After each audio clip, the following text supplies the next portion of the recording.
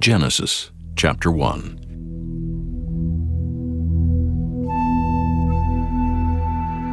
In the beginning God created the heaven and the earth was without form and void, and darkness was upon the face of the deep. And the Spirit of God moved upon the face of the waters. And God said, "Let there be light." And there was light. And God saw the light that it was good. And God divided the light from the darkness. And God called the light day, and the darkness he called night. And the evening and the morning were the first day. And God said, "Let there be a firmament in the midst of the waters, and let it divide the waters from the waters." And God made the firmament, and divided the waters which were under the firmament from the waters which were above the firmament. And it was so. And God called the firmament heaven. And the evening and the morning were the second day. And God said, "Let the waters under the heaven be gathered together unto one place, and let the dry land appear." And it was so. And God called the dry land earth, and the gathering together of the waters called he seas. And God saw that it was good. And God said, "Let the earth bring forth grass, the herb yielding seed, and the fruit tree yielding fruit after his kind, whose seed is in itself upon the earth." And it was so. And the earth brought forth grass and herb yielding seed after his kind, and the tree yielding fruit, whose seed was in itself after his kind. And God saw that it was good. And the evening and the morning were the third day. And God said, "Let there be lights in the firmament of the heaven to divide the day from the night, and let them be for signs and for seasons, and for days and years. And let them be for lights in the firmament of the heaven, to give light upon the earth." And it was so. And God made two great lights, the greater light to rule the day, and the lesser light to rule the night. He made the stars also. And God set them in the firmament of the heaven to give light upon the earth, and to rule over the day and over the night, and to divide the light from the darkness. And God saw that it was good. And the evening and the morning were the fourth day. And God said, "Let the waters bring forth abundantly the moving creature that hath life, and fowl that may fly above the earth in the open firmament of heaven." And God created great whales, and every living creature that moveth, which the waters brought forth abundantly after their kind, and every winged fowl after his kind. And God saw that it was good. And God blessed them, saying, "Be fruitful and multiply, and fill the waters in the seas, and let fowl multiply in the earth." And the evening and the morning were the fifth day. And God said, "Let the earth bring forth the living creature after his kind, cattle and creeping thing, and beast of the earth after his kind." And it was so. And God made the beast of the earth after his kind, and cattle after their kind, and everything that creepeth upon the earth after his kind. And God saw that it was good. And God said, "Let us make man in our image, after our likeness, and let them have dominion over the fish of the sea, and over the fowl of the air, and over the cattle, and over all the earth, and over every creeping thing that creepeth upon the earth." So God created man in his own image. In the image of God created he him. Male and female created he them. And God blessed them. And God said unto them, "Be fruitful and multiply, and replenish the earth and subdue it, and have dominion over the fish of the sea, and over the fowl of the air, and over every living thing that moveth upon the earth." And God said, "Behold, I have given you every herb-bearing seed, which is upon the face of all the earth, and every tree, in the which is the fruit of a tree yielding seed.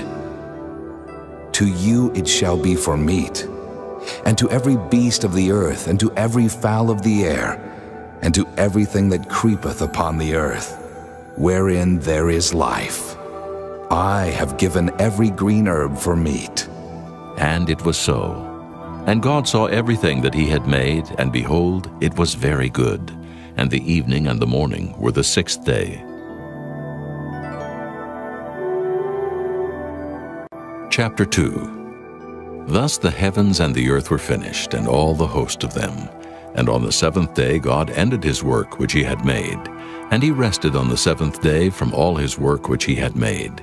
And God blessed the seventh day, and sanctified it, because that in it he had rested from all his work which God created and made. These are the generations of the heavens and of the earth when they were created, in the day that the Lord God made the earth and the heavens, and every plant of the field before it was in the earth, and every herb of the field before it grew. For the Lord God had not caused it to rain upon the earth, and there was not a man to till the ground. But there went up a mist from the earth, and watered the whole face of the ground. And the Lord God formed man of the dust of the ground, and breathed into his nostrils the breath of life, and man became a living soul. And the Lord God planted a garden eastward in Eden, and there he put the man whom he had formed. And out of the ground made the Lord God to grow every tree that is pleasant to the sight, and good for food, the tree of life also in the midst of the garden, and the tree of knowledge of good and evil. And a river went out of Eden to water the garden, and from thence it was parted, and became into 4 heads. The name of the first is Pison, that is it which compasseth the whole land of Havilah, where there is gold, and the gold of that land is good. There is Delim, and the onyx stone. And the name of the second river is Gihon. The same is it that compasseth the whole land of Ethiopia. And the name of the third river is Hiddekel, that is it which goeth toward the east of Assyria. And the fourth river is Euphrates. And the Lord God took the man, and put him into the garden of Eden to dress it and to keep it. And the Lord God commanded the man, saying, Of every tree of the garden thou mayest freely eat, but of the tree of the knowledge of good and evil thou shalt not eat of it. For in the day that thou eatest thereof, thou shalt surely die. And the Lord God said, It is not good that the man should be alone. I will make him an helpmeet for him. And out of the ground the Lord God formed every beast of the field, and every fowl of the air, and brought them unto Adam to see what he would call them. And whatsoever Adam called every living creature, that was the name thereof. And Adam gave names to all cattle, and to the fowl of the air, and to every beast of the field. But for Adam there was not found an helpmeet for him. And the Lord God caused a deep sleep to fall upon Adam, and he slept. And he took one of his ribs, and closed up the flesh instead thereof. And the rib which the Lord God had taken from man made he a woman, and brought her unto the man. And Adam said, This is now bone of my bones, and flesh of my flesh. She shall be called woman, because she was taken out of man. Therefore shall a man leave his father and his mother, and shall cleave unto his wife, and they shall be one flesh. And they were both naked, the man and his wife, and were not ashamed. Chapter 3. Now the serpent was more subtle than any beast of the field which the Lord God had made. And he said unto the woman, Yea, hath God said, Ye shall not eat of every tree of the garden? And the woman said unto the serpent, We may eat of the fruit of the trees of the garden, but of the fruit of the tree which is in the midst of the garden, God hath said, Ye shall not eat of it, neither shall ye touch it, lest ye die. And the serpent said unto the woman, Ye shall not surely die. For God doth know that in the day ye eat thereof, then your eyes shall be opened, and ye shall be as gods, knowing good and evil. And when the woman saw that the tree was good for food, and that it was pleasant to the eyes, and a tree to be desired to make one wise, she took of the fruit thereof, and did eat, and gave also unto her husband with her, and he did eat. And the eyes of them both were opened, and they knew that they were naked. And they sewed fig leaves together, and made themselves aprons. And they heard the voice of the Lord God walking in the garden in the cool of the day. And Adam and his wife hid themselves from the presence of the Lord God amongst the trees of the garden.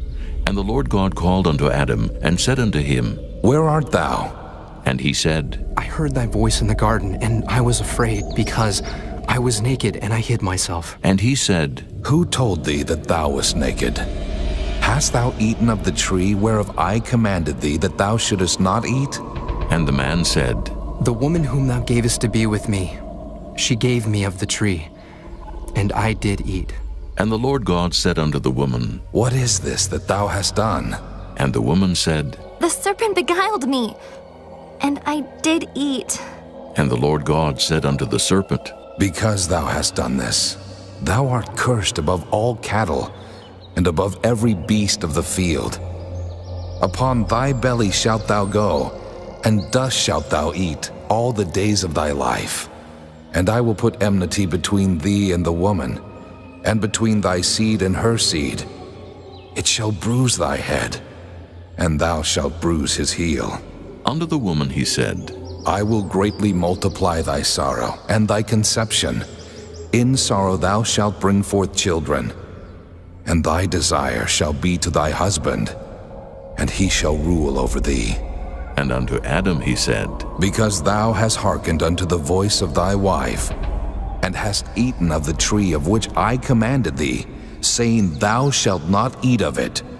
Cursed is the ground for thy sake. In sorrow shalt thou eat of it all the days of thy life. Thorns also and thistles shall it bring forth to thee, and thou shalt eat the herb of the field. In the sweat of thy face shalt thou eat bread, till thou return unto the ground. For out of it wast thou taken, for dust thou art, and unto dust shalt thou return. And Adam called his wife's name Eve, because she was the mother of all living. Unto Adam also and to his wife did the Lord God make coats of skins, and clothed them. And the Lord God said, Behold, the man is become as one of us, to know good and evil.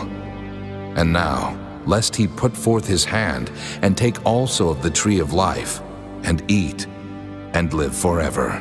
Therefore the Lord God sent him forth from the Garden of Eden to till the ground from whence he was taken. So he drove out the man, and he placed at the east of the Garden of Eden cherubims and a flaming sword which turned every way to keep the way of the tree of life. Chapter 4. And Adam knew Eve his wife, and she conceived and bare Cain, and said, I have gotten a man from the Lord. And she again bare his brother Abel. And Abel was a keeper of sheep, but Cain was a tiller of the ground. And in process of time it came to pass that Cain brought of the fruit of the ground an offering unto the Lord. And Abel, he also brought of the firstlings of his flock, and of the fat thereof. And the Lord had respect unto Abel and to his offering, but unto Cain and to his offering he had not respect. And Cain was very wroth, and his countenance fell. And the Lord said unto Cain, Why art thou wroth, and why is thy countenance fallen? If thou doest well, shalt thou not be accepted? And if thou doest not well, sin lieth at the door. And unto thee shall be his desire, and thou shalt rule over him. And Cain talked with Abel his brother. And it came to pass when they were in the field that Cain rose up against Abel his brother, and slew him. And the Lord said unto Cain, Where is Abel thy brother? And he said, I know not. Am I my brother's keeper? And he said, What hast thou done? The voice of thy brother's blood crieth unto me from the ground. And now art thou cursed from the earth, which hath opened her mouth to receive thy brother's blood from thy hand. When thou tillest the ground, it shall not henceforth yield unto thee her strength. A fugitive and a vagabond shalt thou be in the earth. And Cain said unto the Lord, My punishment is greater than I can bear. Behold, thou hast driven me out this day from the face of the earth, and from thy face shall I be hid. And I shall be a fugitive and a vagabond in the earth. And it shall come to pass that every one that findeth me shall slay me.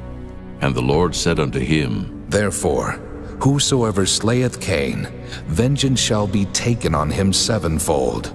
And the Lord set a mark upon Cain, lest any finding him should kill him.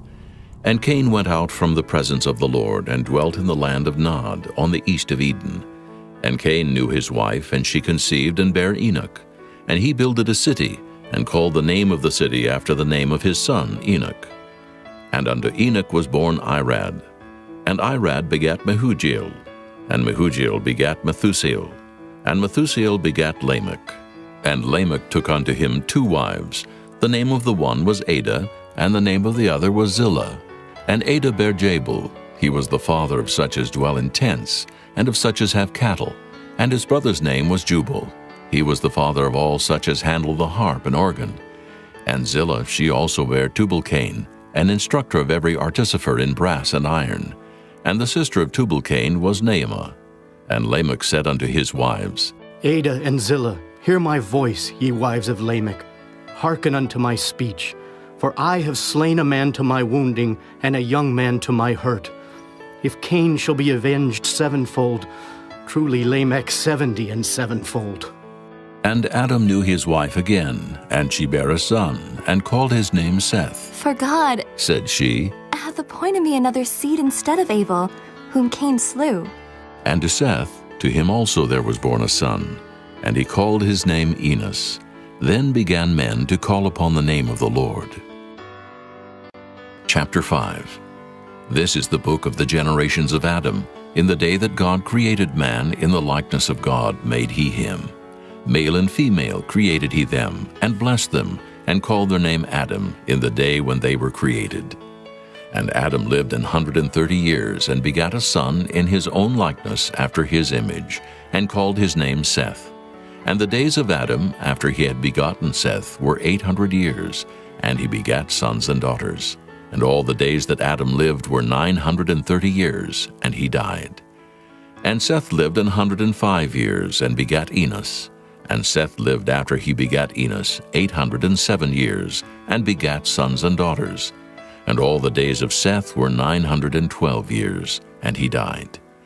And Enos lived 90 years, and begat Canaan. And Enos lived after he begat Canaan 815 years, and begat sons and daughters. And all the days of Enos were 905 years, and he died. And Canaan lived 70 years, and begat Mahalaleel. And Canaan lived after he begat Mahalaleel 840 years, and begat sons and daughters. And all the days of Canaan were 910 years, and he died. And Mahalaleel lived 65 years, and begat Jared. And Mahalaleel lived after he begat Jared 830 years, and begat sons and daughters. And all the days of Mahalaleel were 895 years, and he died. And Jared lived 162 years, and he begat Enoch. And Jared lived after he begat Enoch 800 years, and begat sons and daughters. And all the days of Jared were 962 years, and he died. And Enoch lived 65 years, and begat Methuselah. And Enoch walked with God after he begat Methuselah 300 years, and begat sons and daughters. And all the days of Enoch were 365 years. And Enoch walked with God, and he was not, for God took him. And Methuselah lived 187 years, and begat Lamech. And Methuselah lived after he begat Lamech 782 years, and begat sons and daughters. And all the days of Methuselah were 969 years, and he died. And Lamech lived 182 years, and begat a son, and he called his name Noah, saying, This same shall comfort us concerning our work and toil of our hands, because of the ground which the Lord hath cursed. And Lamech lived after he begat Noah 595 years, and begat sons and daughters. And all the days of Lamech were 777 years, and he died. And Noah was 500 years old. And Noah begat Shem, Ham, and Japheth. Chapter 6. And it came to pass, when men began to multiply on the face of the earth, and daughters were born unto them, that the sons of God saw the daughters of men, that they were fair, and they took them wives of all which they chose. And the Lord said, My spirit shall not always strive with man, for that he also is flesh, yet his days shall be 120 years. There were giants in the earth in those days, and also after that, when the sons of God came in unto the daughters of men, and they bare children to them, the same became mighty men, which were of old men of renown. And God saw that the wickedness of man was great in the earth, and that every imagination of the thoughts of his heart was only evil continually. And it repented the Lord that he had made man on the earth, and it grieved him at his heart. And the Lord said, I will destroy man, whom I have created from the face of the earth, both man and beast, and the creeping thing, and the fowls of the air, for it repenteth me that I have made them. But Noah found grace in the eyes of the Lord. These are the generations of Noah. Noah was a just man, and perfect in his generations, and Noah walked with God. And Noah begat 3 sons, Shem, Ham, and Japheth. The earth also was corrupt before God, and the earth was filled with violence. And God looked upon the earth, and behold, it was corrupt, for all flesh had corrupted his way upon the earth. And God said unto Noah, The end of all flesh is come before me, for the earth is filled with violence through them. And behold, I will destroy them with the earth. Make thee an ark of gopher wood. Room shalt thou make in the ark, and shalt pitch it within and without with pitch. And this is the fashion which thou shalt make it of. The length of the ark shall be 300 cubits, the breadth of it 50 cubits, and the height of it 30 cubits. A window shalt thou make to the ark, and in a cubit shalt thou finish it above. And the door of the ark shalt thou set in the side thereof. With lower, second, and third stories shalt thou make it. And behold, I, even I, do bring a flood of waters upon the earth, to destroy all flesh, wherein is the breath of life from under heaven, and everything that is in the earth shall die. But with thee will I establish my covenant, and thou shalt come into the ark, thou and thy sons, and thy wife, and thy sons' wives with thee. And of every living thing of all flesh, 2 of every sort shalt thou bring into the ark, to keep them alive with thee. They shall be male and female. Of fowls after their kind, and of cattle after their kind, of every creeping thing of the earth after his kind, 2 of every sort shall come unto thee, to keep them alive. And take thou unto thee of all food that is eaten, and thou shalt gather it to thee, and it shall be for food for thee and for them. Thus did Noah, according to all that God commanded him, so did he. Chapter 7. And the Lord said unto Noah, Come thou, and all thy house into the ark, for thee have I seen righteous before me in this generation. Of every clean beast thou shalt take to thee by sevens, the male and his female, and of beasts that are not clean by 2, the male and his female. Of fowls also of the air by sevens, the male and the female, to keep seed alive upon the face of all the earth. For yet 7 days, and I will cause it to rain upon the earth 40 days and 40 nights, and every living substance that I have made will I destroy from off the face of the earth. And Noah did according unto all that the Lord had commanded him. And Noah was 600 years old when the flood of waters was upon the earth. And Noah went in, and his sons, and his wife, and his sons' wives with him into the ark, because of the waters of the flood. Of clean beasts, and of beasts that are not clean, and of fowls, and of everything that creepeth upon the earth, there went in 2 and 2 unto Noah into the ark, the male and the female, as God had commanded Noah. And it came to pass after 7 days, that the waters of the flood were upon the earth. In the 600th year of Noah's life, in the 2nd month, the 17th day of the month, the same day were all the fountains of the great deep broken up, and the windows of heaven were opened, and the rain was upon the earth 40 days and 40 nights. In the selfsame day entered Noah, and Shem, and Ham, and Japheth, the sons of Noah, and Noah's wife, and the 3 wives of his sons with them into the ark. They and every beast after his kind, and all the cattle after their kind, and every creeping thing that creepeth upon the earth after his kind, and every fowl after his kind, every bird of every sort. And they went in unto Noah into the ark, 2 and 2 of all flesh, wherein is the breath of life. And they that went in male and female of all flesh, as God had commanded him. And the Lord shut him in. And the flood was 40 days upon the earth, and the waters increased, and bare up the ark, and it was lift up above the earth. And the waters prevailed, and were increased greatly upon the earth. And the ark went upon the face of the waters. And the waters prevailed exceedingly upon the earth, and all the high hills that were under the whole heaven were covered.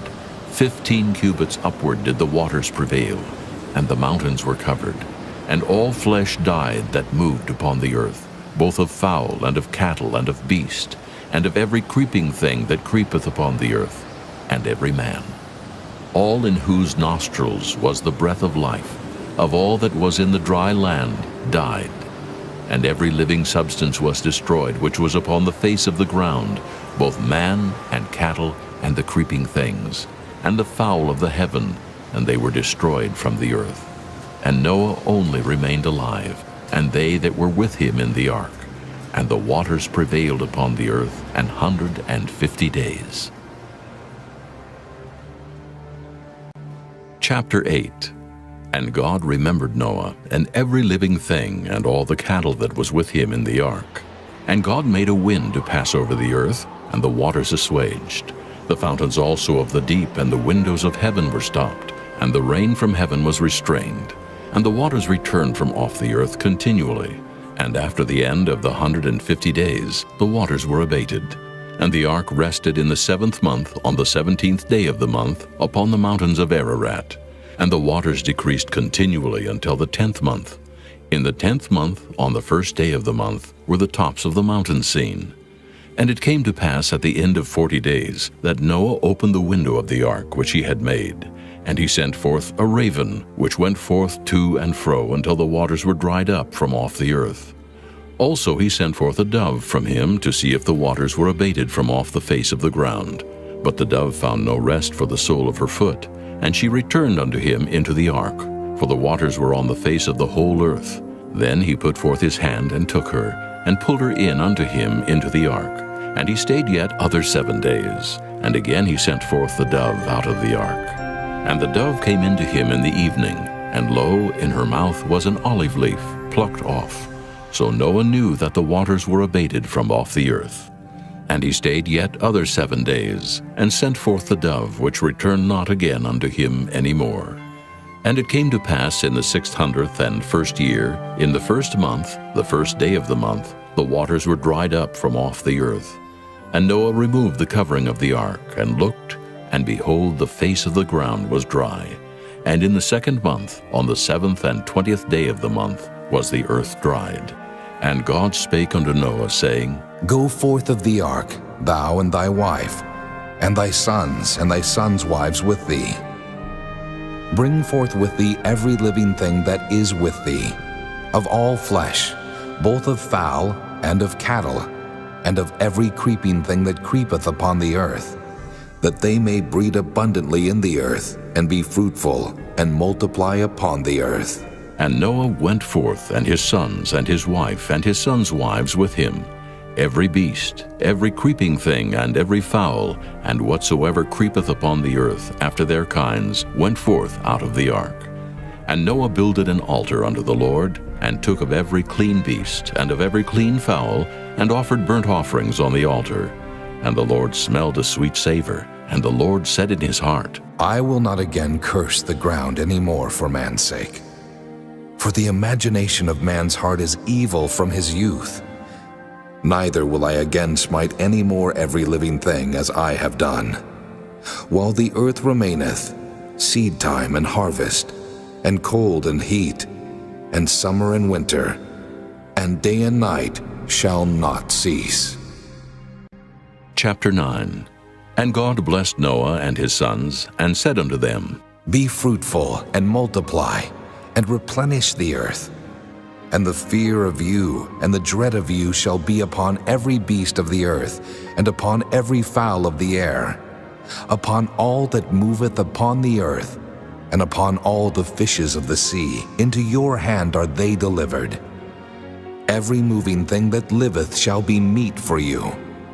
Even as the green herb have I given you all things. But flesh, with the life thereof, which is the blood thereof, shall ye not eat. And surely your blood of your lives will I require. At the hand of every beast will I require it, and at the hand of man, at the hand of every man's brother will I require the life of man. Whoso sheddeth man's blood, by man shall his blood be shed. For in the image of God made he man. And you, be ye fruitful and multiply. Bring forth abundantly in the earth, and multiply therein. And God spake unto Noah and to his sons with him, saying, And I, Behold, I establish my covenant with you, and with your seed after you, and with every living creature that is with you, of the fowl, of the cattle, and of every beast of the earth with you. From all that go out of the ark, to every beast of the earth. And I will establish my covenant with you. Neither shall all flesh be cut off any more by the waters of a flood. Neither shall there any more be a flood to destroy the earth. And God said, This is the token of the covenant which I make between me and you, and every living creature that is with you for perpetual generations. I do set my bow in the cloud, and it shall be for a token of a covenant between me and the earth. And it shall come to pass, when I bring a cloud over the earth, that the bow shall be seen in the cloud. And I will remember my covenant, which is between me and you and every living creature of all flesh. And the waters shall no more become a flood to destroy all flesh.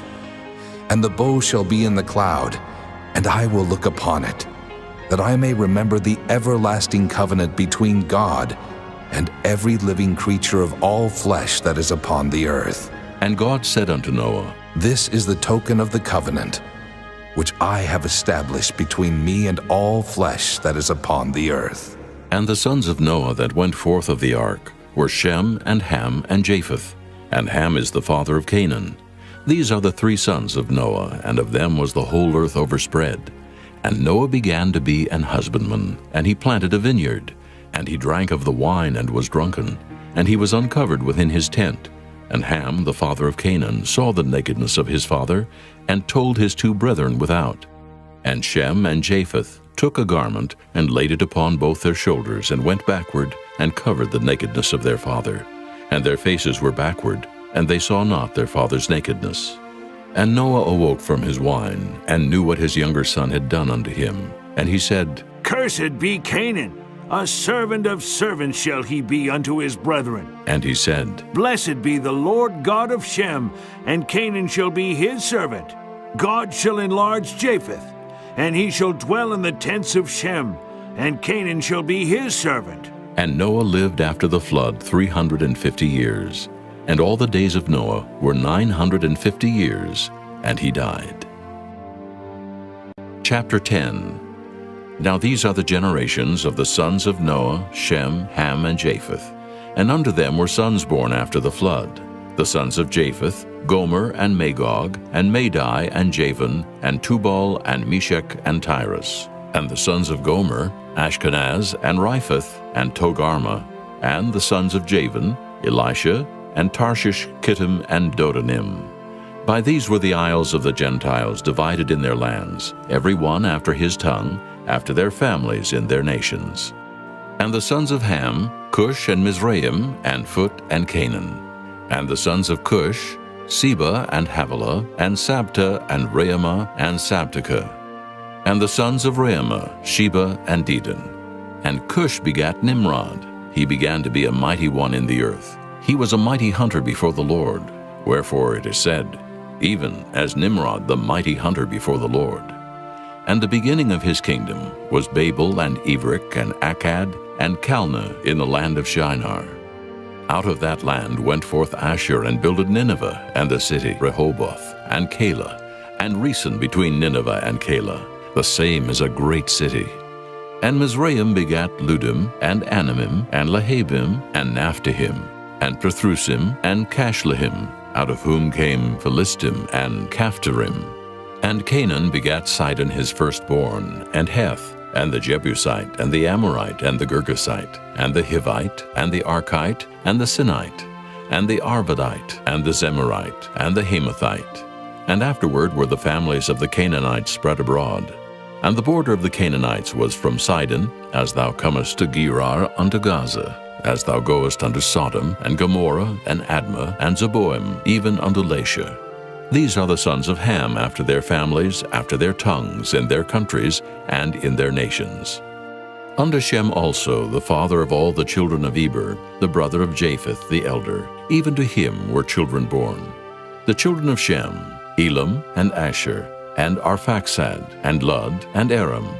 And the children of Aram, Uz, and Hul, and Gether, and Mash.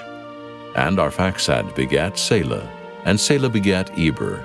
And unto Eber were born 2 sons. The name of one was Peleg, for in his days was the earth divided, and his brother's name was Joktan.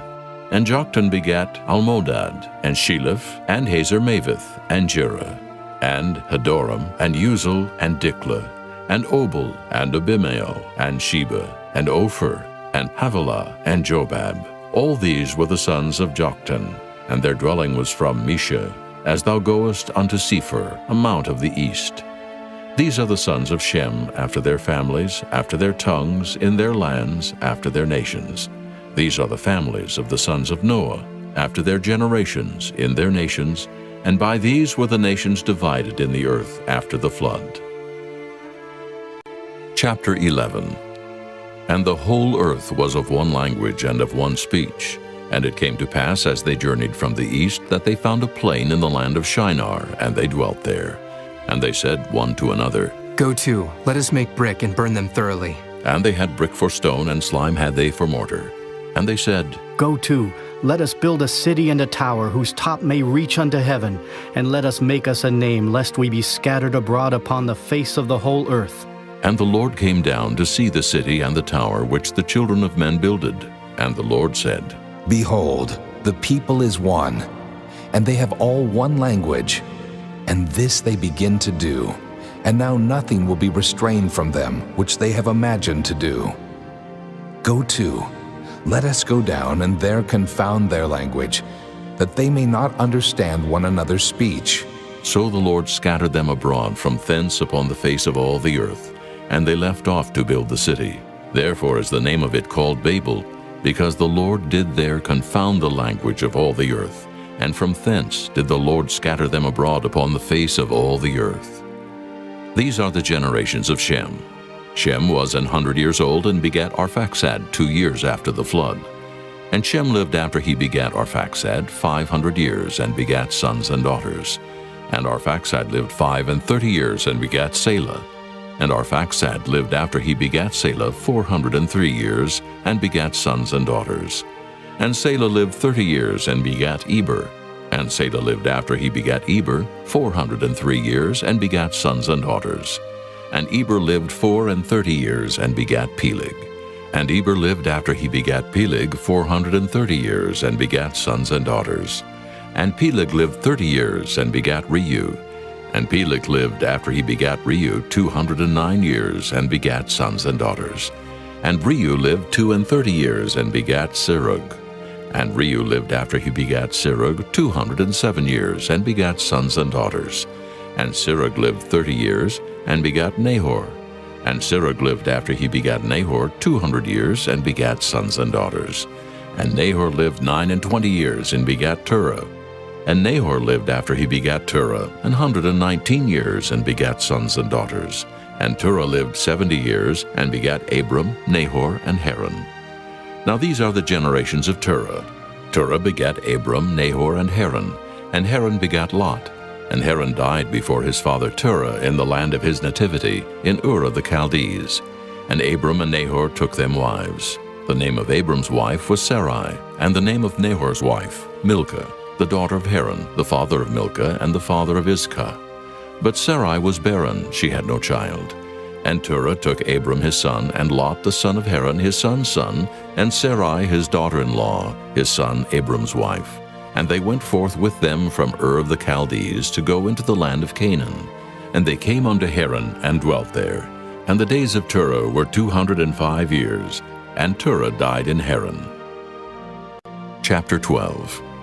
Now the Lord had said unto Abram, Get thee out of thy country, and from thy kindred, and from thy father's house, unto a land that I will show thee. And I will make of thee a great nation, and I will bless thee, and make thy name great, and thou shalt be a blessing. And I will bless them that bless thee, and curse him that curseth thee. And in thee shall all families of the earth be blessed. So Abram departed as the Lord had spoken unto him, and Lot went with him. And Abram was 75 years old when he departed out of Haran. And Abram took Sarai his wife, and Lot his brother's son, and all their substance that they had gathered, and the souls that they had gotten in Haran. And they went forth to go into the land of Canaan. And into the land of Canaan they came. And Abram passed through the land unto the place of Sichem, unto the plain of Moreh, and the Canaanite was then in the land. And the Lord appeared unto Abram and said, Unto thy seed will I give this land. And there builded he an altar unto the Lord, who appeared unto him. And he removed from thence unto a mountain on the east of Bethel, and pitched his tent, having Bethel on the west, and Hai on the east. And there he builded an altar unto the Lord, and called upon the name of the Lord. And Abram journeyed, going on still toward the south. And there was a famine in the land, and Abram went down into Egypt to sojourn there, for the famine was grievous in the land. And it came to pass, when he was come near to enter into Egypt, that he said unto Sarai his wife, Behold now, I know that thou art a fair woman to look upon. Therefore it shall come to pass, when the Egyptians shall see thee, that they shall say, This is his wife, and they will kill me, but they will save thee alive. Say, I pray thee, Thou art my sister, that it may be well with me for thy sake, and my soul shall live because of thee. And it came to pass that when Abram was come into Egypt, the Egyptians beheld the woman that she was very fair. The princes also of Pharaoh saw her, and commended her before Pharaoh, and the woman was taken into Pharaoh's house. And he entreated Abram well for her sake. And he had sheep and oxen, and he-asses, and men-servants, and maidservants, and she-asses, and camels. And the Lord plagued Pharaoh and his house with great plagues because of Sarai Abram's wife. And Pharaoh called Abram and said, What is this that thou hast done unto me? Why didst thou not tell me that she was thy wife? Why saidst thou, She is my sister? So I might have taken her to me to wife.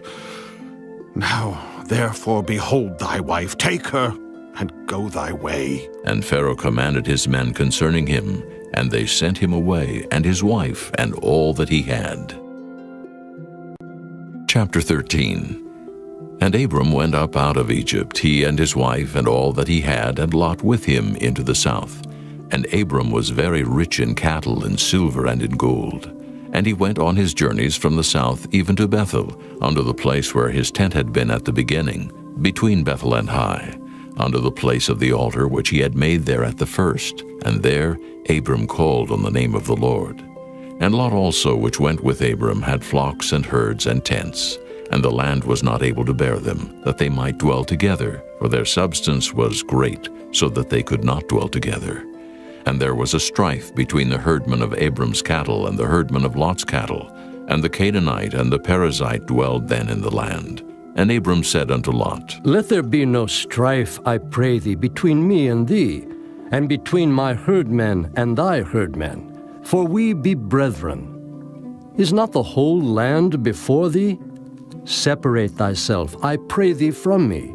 If thou wilt take the left hand, then I will go to the right. Or, if thou depart to the right hand, then I will go to the left.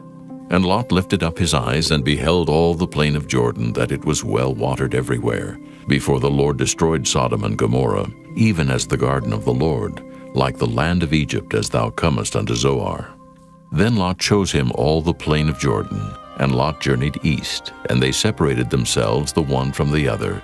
Abram dwelled in the land of Canaan, and Lot dwelled in the cities of the plain, and pitched his tent toward Sodom. But the men of Sodom were wicked and sinners before the Lord exceedingly. And the Lord said unto Abram, after that Lot was separated from him, Lift up now thine eyes, and look from the place where thou art, northward, and southward, and eastward, and westward. For all the land which thou seest, to thee will I give it, and to thy seed forever. And I will make thy seed as the dust of the earth, so that if a man can number the dust of the earth, then shall thy seed also be numbered.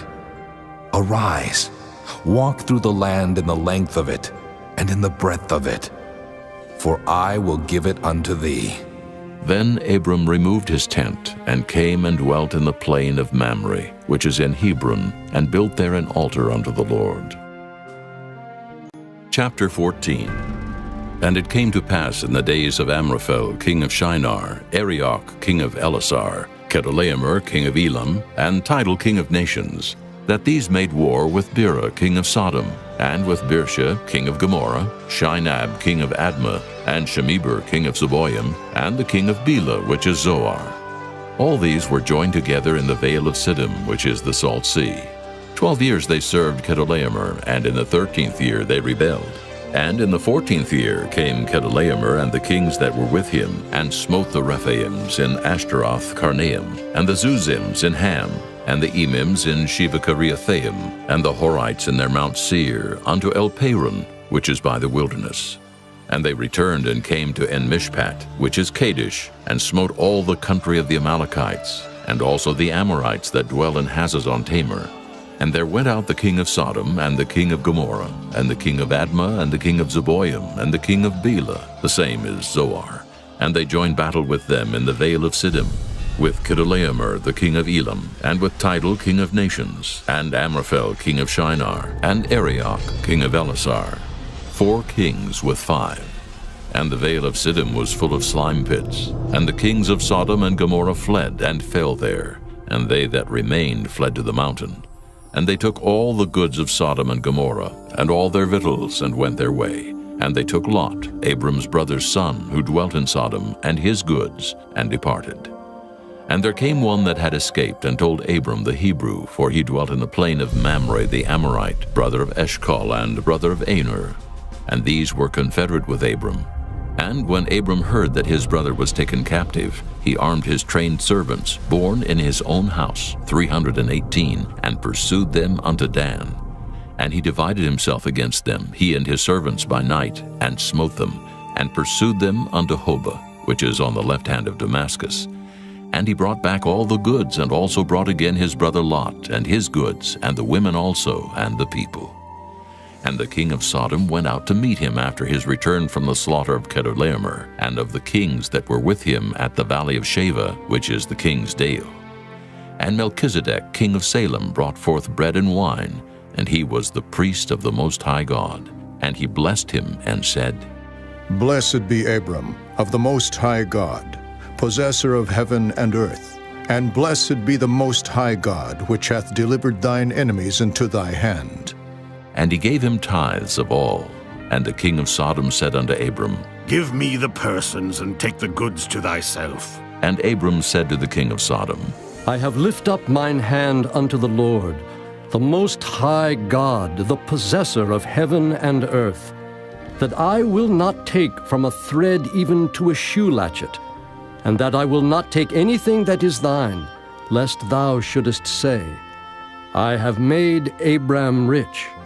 Save only that which the young men have eaten, and the portion of the men which went with me, Aner, Eshcol, and Mamre. Let them take their portion. Chapter 15. After these things the word of the Lord came unto Abram in a vision, saying, Fear not, Abram. I am thy shield, and thy exceeding great reward. And Abram said, Lord God, what wilt thou give me, seeing I go childless, and the steward of my house is this Eliezer of Damascus? And Abram said, Behold, to me thou hast given no seed, and lo, one born in my house is mine heir. And behold, the word of the Lord came unto him, saying, This shall not be thine heir, but he that shall come forth out of thine own bowels shall be thine heir. And he brought him forth abroad, and said, Look now toward heaven, and tell the stars if thou be able to number them. And he said unto him, So shall thy seed be. And he believed in the Lord, and he counted it to him for righteousness. And he said unto him, I am the Lord that brought thee out of Ur of the Chaldees, to give thee this land to inherit it. And he said, Lord God, whereby shall I know that I shall inherit it? And he said unto him, Take me an heifer of 3 years old, and a she-goat of 3 years old, and a ram of 3 years old, and a turtle dove, and a young pigeon. And he took unto him all these, and divided them in the midst, and laid each piece one against another, but the birds divided he not. And when the fowls came down upon the carcasses, Abram drove them away. And when the sun was going down, a deep sleep fell upon Abram, and lo, an horror of great darkness fell upon him. And he said unto Abram, Know of a surety that thy seed shall be a stranger in a land that is not theirs, and shall serve them, and they shall afflict them 400 years. And also that nation whom they shall serve will I judge, and afterward shall they come out with great substance. And thou shalt go to thy fathers in peace. Thou shalt be buried in a good old age. But in the fourth generation they shall come hither again, for the iniquity of the Amorites is not yet full. And it came to pass that when the sun went down and it was dark, behold, a smoking furnace and a burning lamp that passed between those pieces. In the same day the Lord made a covenant with Abram, saying, Unto thy seed have I given this land, from the river of Egypt unto the great river, the river Euphrates, the Kenites, and the Kenizzites, and the Cadmonites, and the Hittites, and the Perizzites, and the Rephaims, and the Amorites, and the Canaanites, and the Girgashites, and the Jebusites. Chapter 16. Now Sarai, Abram's wife, bare him no children, and she had an handmaid, an Egyptian, whose name was Hagar. And Sarai said unto Abram, Behold now, the Lord hath restrained me from bearing. I pray thee, go in unto my maid. It may be that I may obtain children by her. And Abram hearkened to the voice of Sarai. And Sarai, Abram's wife, took Hagar, her maid, the Egyptian, after Abram had dwelt 10 years in the land of Canaan, and gave her to her husband Abram to be his wife. And he went in unto Hagar, and she conceived. And when she saw that she had conceived, her mistress was despised in her eyes. And Sarai said unto Abram, My wrong be upon thee. I have given my maid into thy bosom. And when she saw that she had conceived, I was despised in her eyes. The Lord judge between me and thee. But Abram said unto Sarai, Behold, thy maid is in thy hand.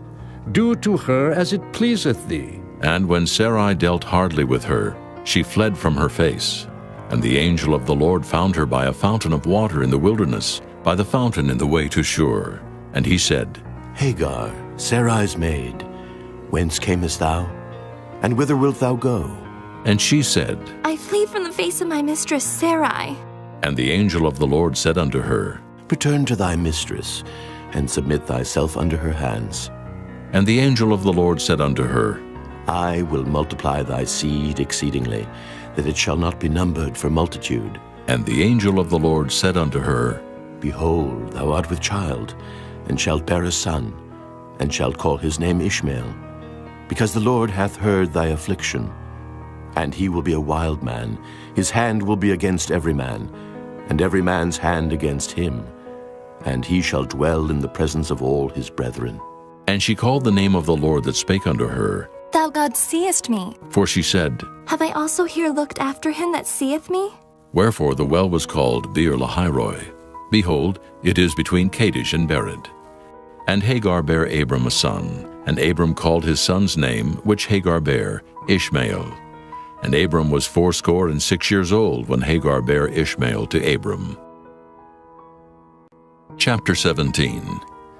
And when Abram was 90 years old and 9, the Lord appeared to Abram and said unto him, I am the Almighty God. Walk before me, and be thou perfect. And I will make my covenant between me and thee, and will multiply thee exceedingly.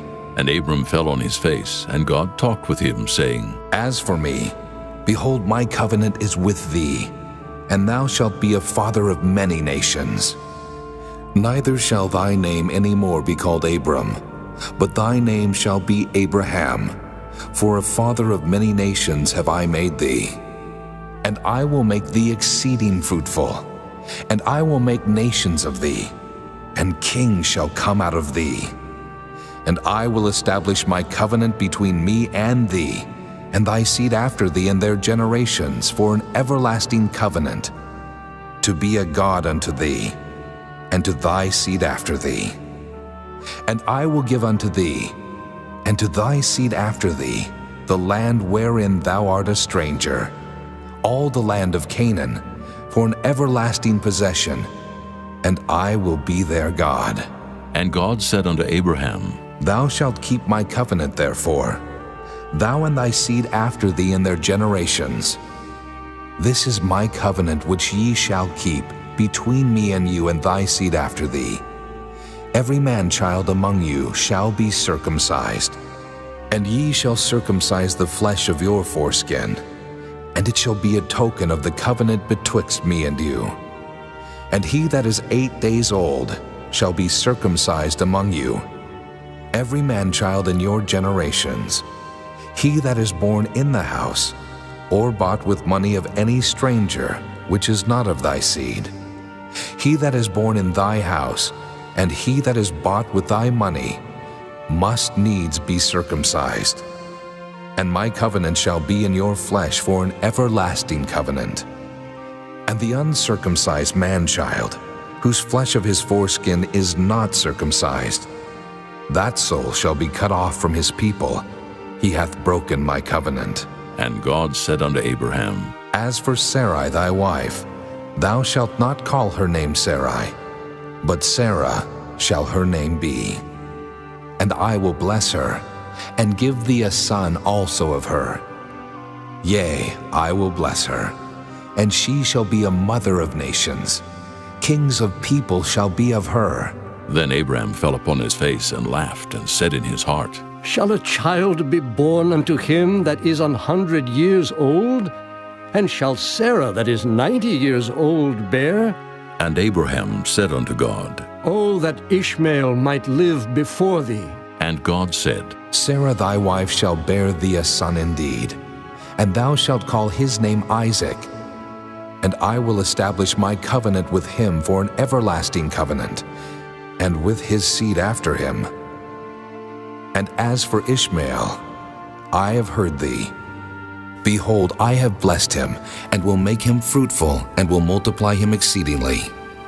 12 princes shall he beget, and I will make him a great nation. But my covenant will I establish with Isaac, which Sarah shall bear unto thee at this set time in the next year. And he left off talking with him, and God went up from Abraham. And Abraham took Ishmael his son, and all that were born in his house, and all that were bought with his money, every male among the men of Abraham's house, and circumcised the flesh of their foreskin in the selfsame day, as God had said unto him. And Abraham was 90 years old and 9 when he was circumcised in the flesh of his foreskin. And Ishmael his son was 13 years old when he was circumcised in the flesh of his foreskin. In the selfsame day was Abraham circumcised, and Ishmael his son. And all the men of his house, born in the house, and bought with money of the stranger, were circumcised with him. Chapter 18. And the Lord appeared unto him in the plains of Mamre, and he sat in the tent door in the heat of the day. And he lifted up his eyes and looked, and lo, 3 men stood by him. And when he saw them, he ran to meet them from the tent door, and bowed himself toward the ground, and said, My Lord, if now I have found favor in thy sight, pass not away, I pray thee, from thy servant. Let a little water, I pray you, be fetched, and wash your feet, and rest yourselves under the tree. And I will fetch a morsel of bread, and comfort ye your hearts. After that ye shall pass on. For therefore are ye come to your servant. And they said, So do, as thou hast said. And Abraham hastened into the tent unto Sarah, and said, Make ready quickly 3 measures of fine meal, knead it, and make cakes upon the hearth. And Abraham ran unto the herd, and fetched a calf tender and good, and gave it unto a young man, and he hasted to dress it. And he took butter and milk and the calf which he had dressed, and set it before them. And he stood by them under the tree, and they did eat. And they said unto him, Where is Sarah, thy wife? And he said, Behold, in the tent. And he said, I will certainly return unto thee according to the time of life, and lo, Sarah thy wife shall have a son. And Sarah heard it in the tent door which was behind him. Now Abraham and Sarah were old and well stricken in age, and it ceased to be with Sarah after the manner of women. Therefore Sarah laughed within herself, saying, After I am waxed old, shall I have pleasure, my Lord, being old also? And the Lord said unto Abraham, Wherefore did Sarah laugh? saying, Shall I of a surety bear a child which am old? Is anything too hard for the Lord? At the time appointed I will return unto thee, according to the time of life, and Sarah shall have a son.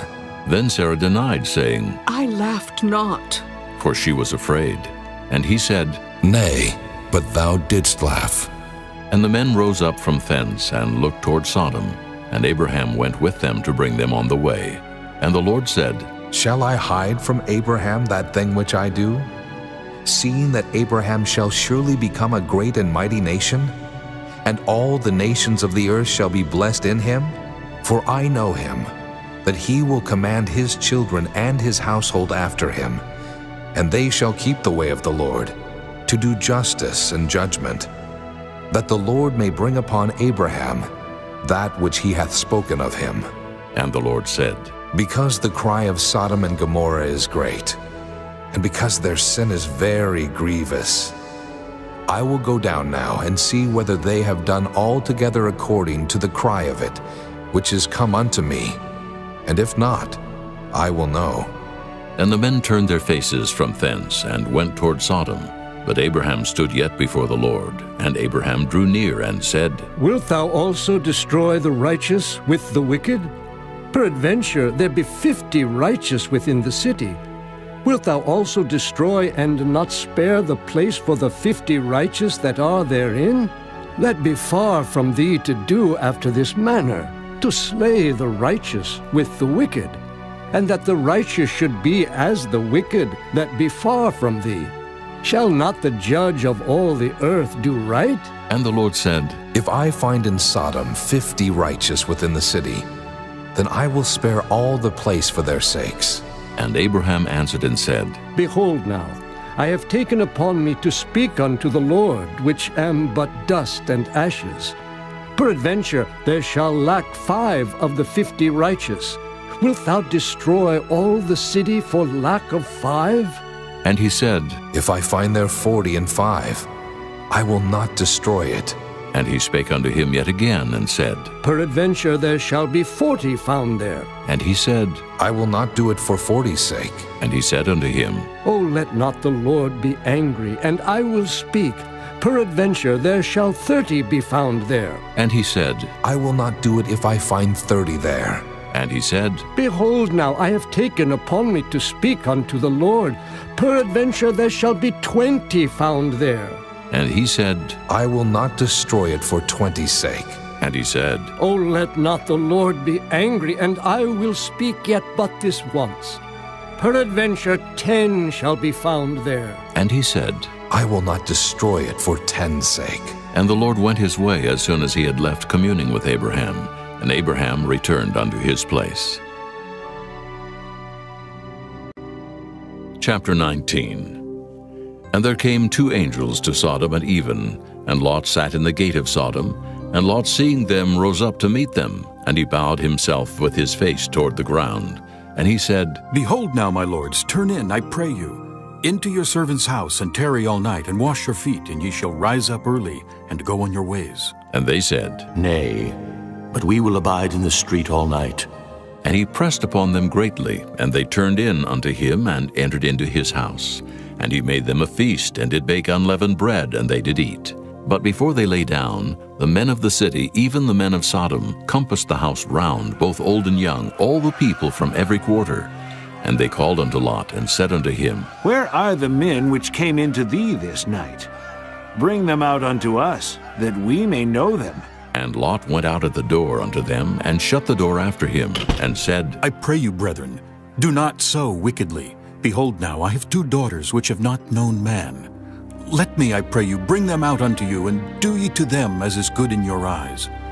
Only unto these men do nothing, for therefore came they under the shadow of my roof. And they said, Stand back. And they said again, This one fellow came in to sojourn, and he will needs be a judge. Now will we deal worse with thee than with them. And they pressed sore upon the man, even Lot, and came near to break the door.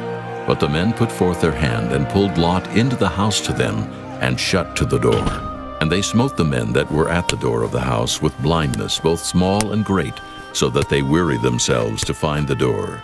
And the men said unto Lot, Hast thou here any besides, son-in-law, and thy sons, and thy daughters, and whatsoever thou hast in the city, bring them out of this place, for we will destroy this place, because the cry of them is waxen great before the face of the Lord, and the Lord hath sent us to destroy it. And Lot went out and spake unto his sons-in-law, which married his daughters, and said, Up, get you out of this place, for the Lord will destroy this city. But he seemed as one that mocked unto his sons-in-law. And when the morning arose, then the angels hastened Lot, saying, Arise, take thy wife and thy 2 daughters which are here, lest thou be consumed in the iniquity of the city.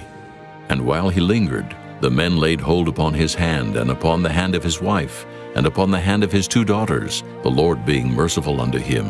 And they brought him forth, and set him without the city.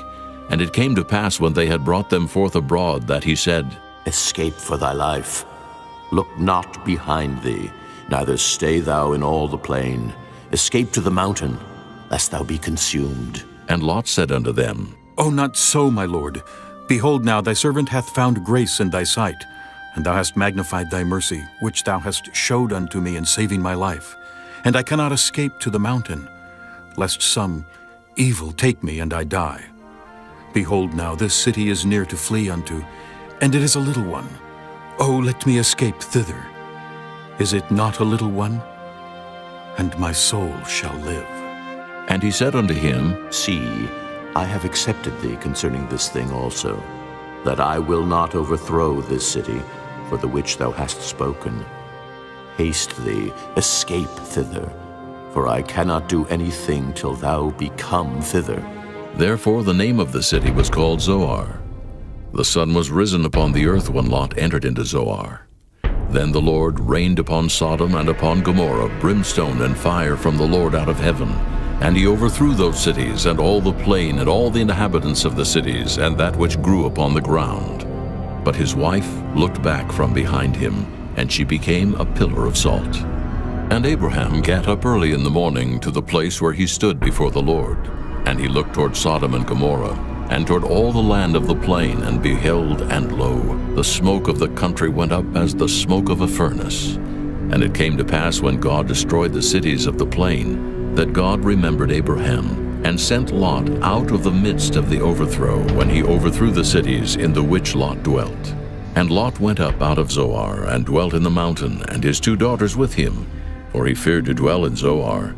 And he dwelt in a cave, he and his 2 daughters. And the firstborn said unto the younger, Our father is old, and there is not a man in the earth to come in unto us after the manner of all the earth.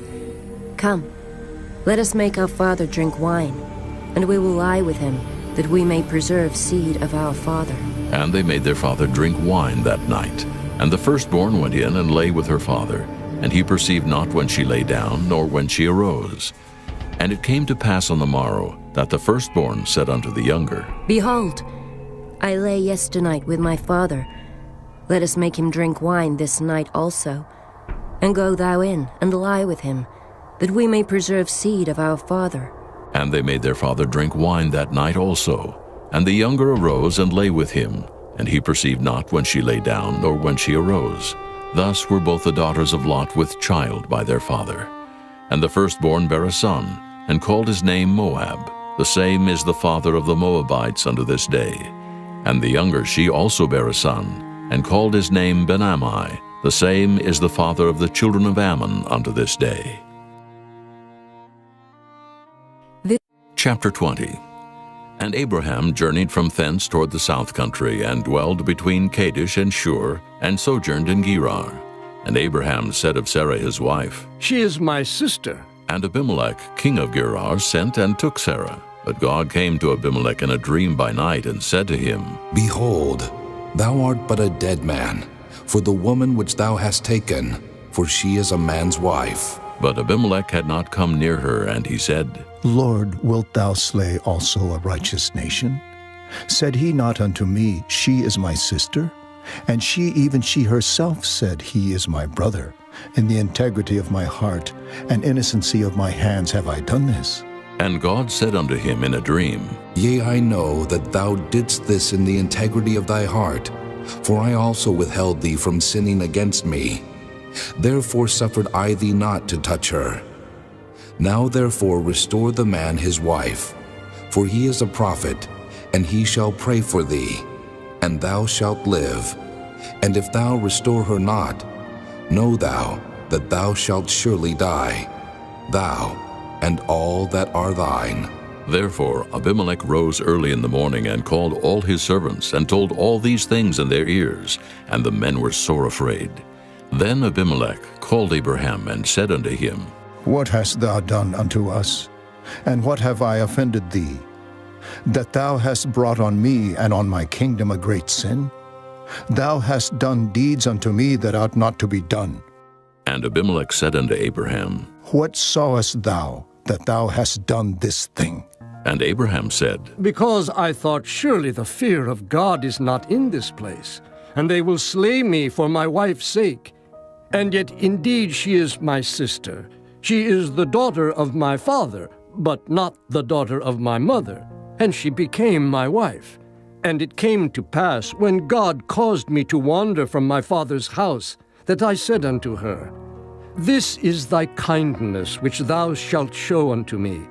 At every place whither we shall come, say of me, He is my brother.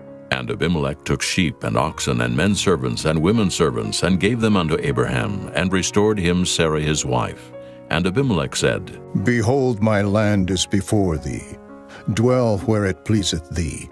And unto Sarah he said, Behold, I have given thy brother 1,000 pieces of silver. Behold, he is to thee a covering of the eyes, unto all that are with thee, and with all other. Thus she was reproved. So Abraham prayed unto God, and God healed Abimelech and his wife and his maidservants, and they bare children. For the Lord had fast closed up all the wombs of the house of Abimelech, because of Sarah, Abraham's wife. Chapter 21. And the Lord visited Sarah as he had said, and the Lord did unto Sarah as he had spoken. For Sarah conceived and bare Abraham a son in his old age, at the set time of which God had spoken to him.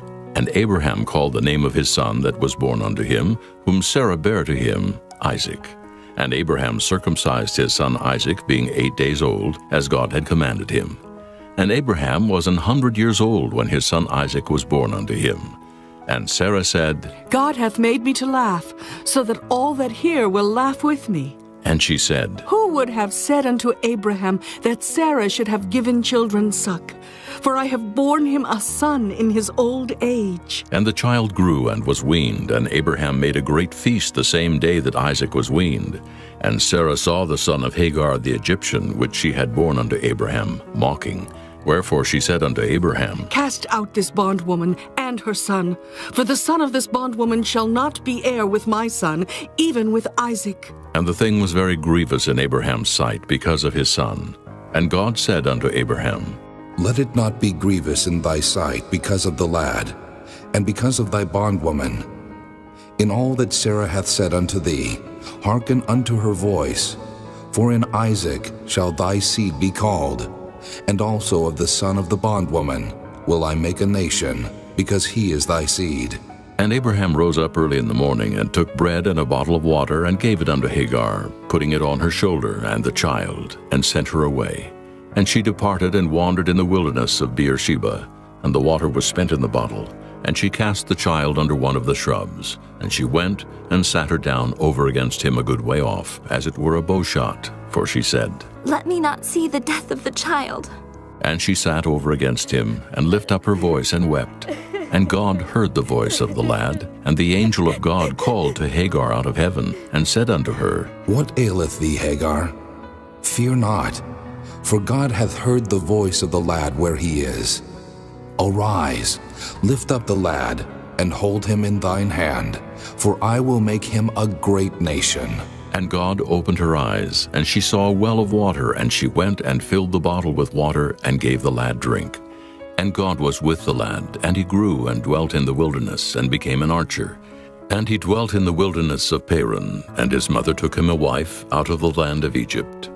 And it came to pass at that time that Abimelech and Phicol, the chief captain of his host, spake unto Abraham, saying, God is with thee in all that thou doest. Now therefore swear unto me here by God that thou wilt not deal falsely with me, nor with my son, nor with my son's son, but according to the kindness that I have done unto thee, thou shalt do unto me, and to the land wherein thou hast sojourned. And Abraham said, I will swear. And Abraham reproved Abimelech because of a well of water which Abimelech's servants had violently taken away. And Abimelech said, I wot not who hath done this thing, neither didst thou tell me, neither yet heard I of it, but today. And Abraham took sheep and oxen and gave them unto Abimelech, and both of them made a covenant. And Abraham set 7 ewe lambs of the flock by themselves. And Abimelech said unto Abraham, What mean these 7 ewe lambs, which thou hast set by themselves? And he said, For these 7 ewe lambs shalt thou take of my hand, that they may be a witness unto me, that I have digged this well. Wherefore he called that place Beersheba, because there they sware both of them. Thus they made a covenant at Beersheba. Then Abimelech rose up, and Phicol the chief captain of his host, and they returned into the land of the Philistines. And Abraham planted a grove in Beersheba, and called thereon the name of the Lord, the everlasting God. And Abraham sojourned in the Philistines' land many days. Chapter 22. And it came to pass after these things that God did tempt Abraham, and said unto him, Abraham. And he said, Behold, here I am. And he said, Take now thy son, thine only son Isaac, whom thou lovest, and get thee into the land of Moriah, and offer him there for a burnt offering upon one of the mountains which I will tell thee of. And Abraham rose up early in the morning, and saddled his ass, and took 2 of his young men with him, and Isaac his son, and clave the wood for the burnt offering, and rose up, and went unto the place of which God had told him. Then on the 3rd day Abraham lifted up his eyes, and saw the place afar off. And Abraham said unto his young men, Abide ye here with the ass, and I and the lad will go yonder and worship, and come again to you. And Abraham took the wood of the burnt offering, and laid it upon Isaac his son. And he took the fire in his hand, and a knife, and they went both of them together. And Isaac spake unto Abraham his father, and said, My father. And he said, Here am I, my son. And he said, Behold the fire and the wood, but where is the lamb for a burnt offering? And Abraham said, My son, God will provide himself a lamb for a burnt offering. So they went, both of them together. And they came to the place which God had told him of. And Abraham built an altar there, and laid the wood in order, and bound Isaac his son, and laid him on the altar upon the wood. And Abraham stretched forth his hand, and took the knife to slay his son. And the angel of the Lord called unto him out of heaven, and said, Abraham, Abraham. And he said, Here am I. And he said, Lay not thine hand upon the lad, neither do thou anything unto him. For now I know that thou fearest God, seeing thou hast not withheld thy son, thine only son, from me. And Abraham lifted up his eyes, and looked, and behold behind him a ram caught in a thicket by his horns. And Abraham went and took the ram, and offered him up for a burnt offering in the stead of his son. And Abraham called the name of that place Jehovah-Jireh, as it is said to this day, In the mount of the Lord it shall be seen. And the angel of the Lord called unto Abraham out of heaven the 2nd time, and said, By myself have I sworn, saith the Lord, for because thou hast done this thing, and hast not withheld thy son, thine only son, that in blessing I will bless thee, and in multiplying I will multiply thy seed as the stars of the heaven, and as the sand which is upon the seashore, and thy seed shall possess the gate of his enemies. And in thy seed shall all the nations of the earth be blessed, because thou hast obeyed my voice. So Abraham returned unto his young men, and they rose up and went together to Beersheba. And Abraham dwelt at Beersheba.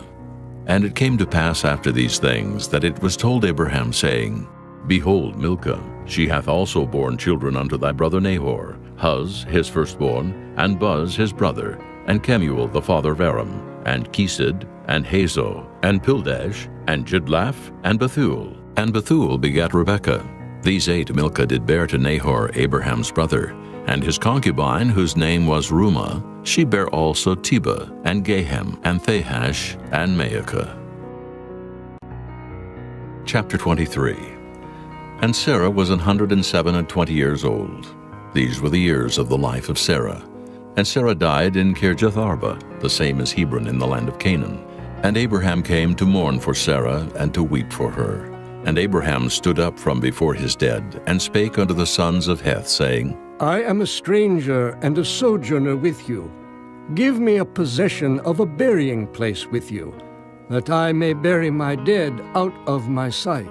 And the children of Heth answered Abraham, saying unto him, Hear us, my lord, thou art a mighty prince among us. In the choice of our sepulchres, bury thy dead. None of us shall withhold from thee his sepulchre, but that thou mayest bury thy dead.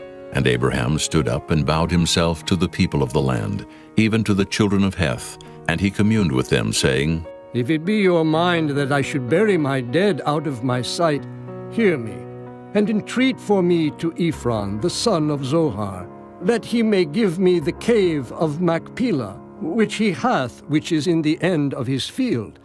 For as much money as it is worth he shall give it me for a possession of a burying place amongst you. And Ephron dwelt among the children of Heth. And Ephron the Hittite answered Abraham in the audience of the children of Heth, even of all that went in at the gate of his city, saying, Nay, my lord, hear me. The field give I thee, and the cave that is therein I give it thee. In the presence of the sons of my people give I it thee. Bury thy dead. And Abraham bowed down himself before the people of the land.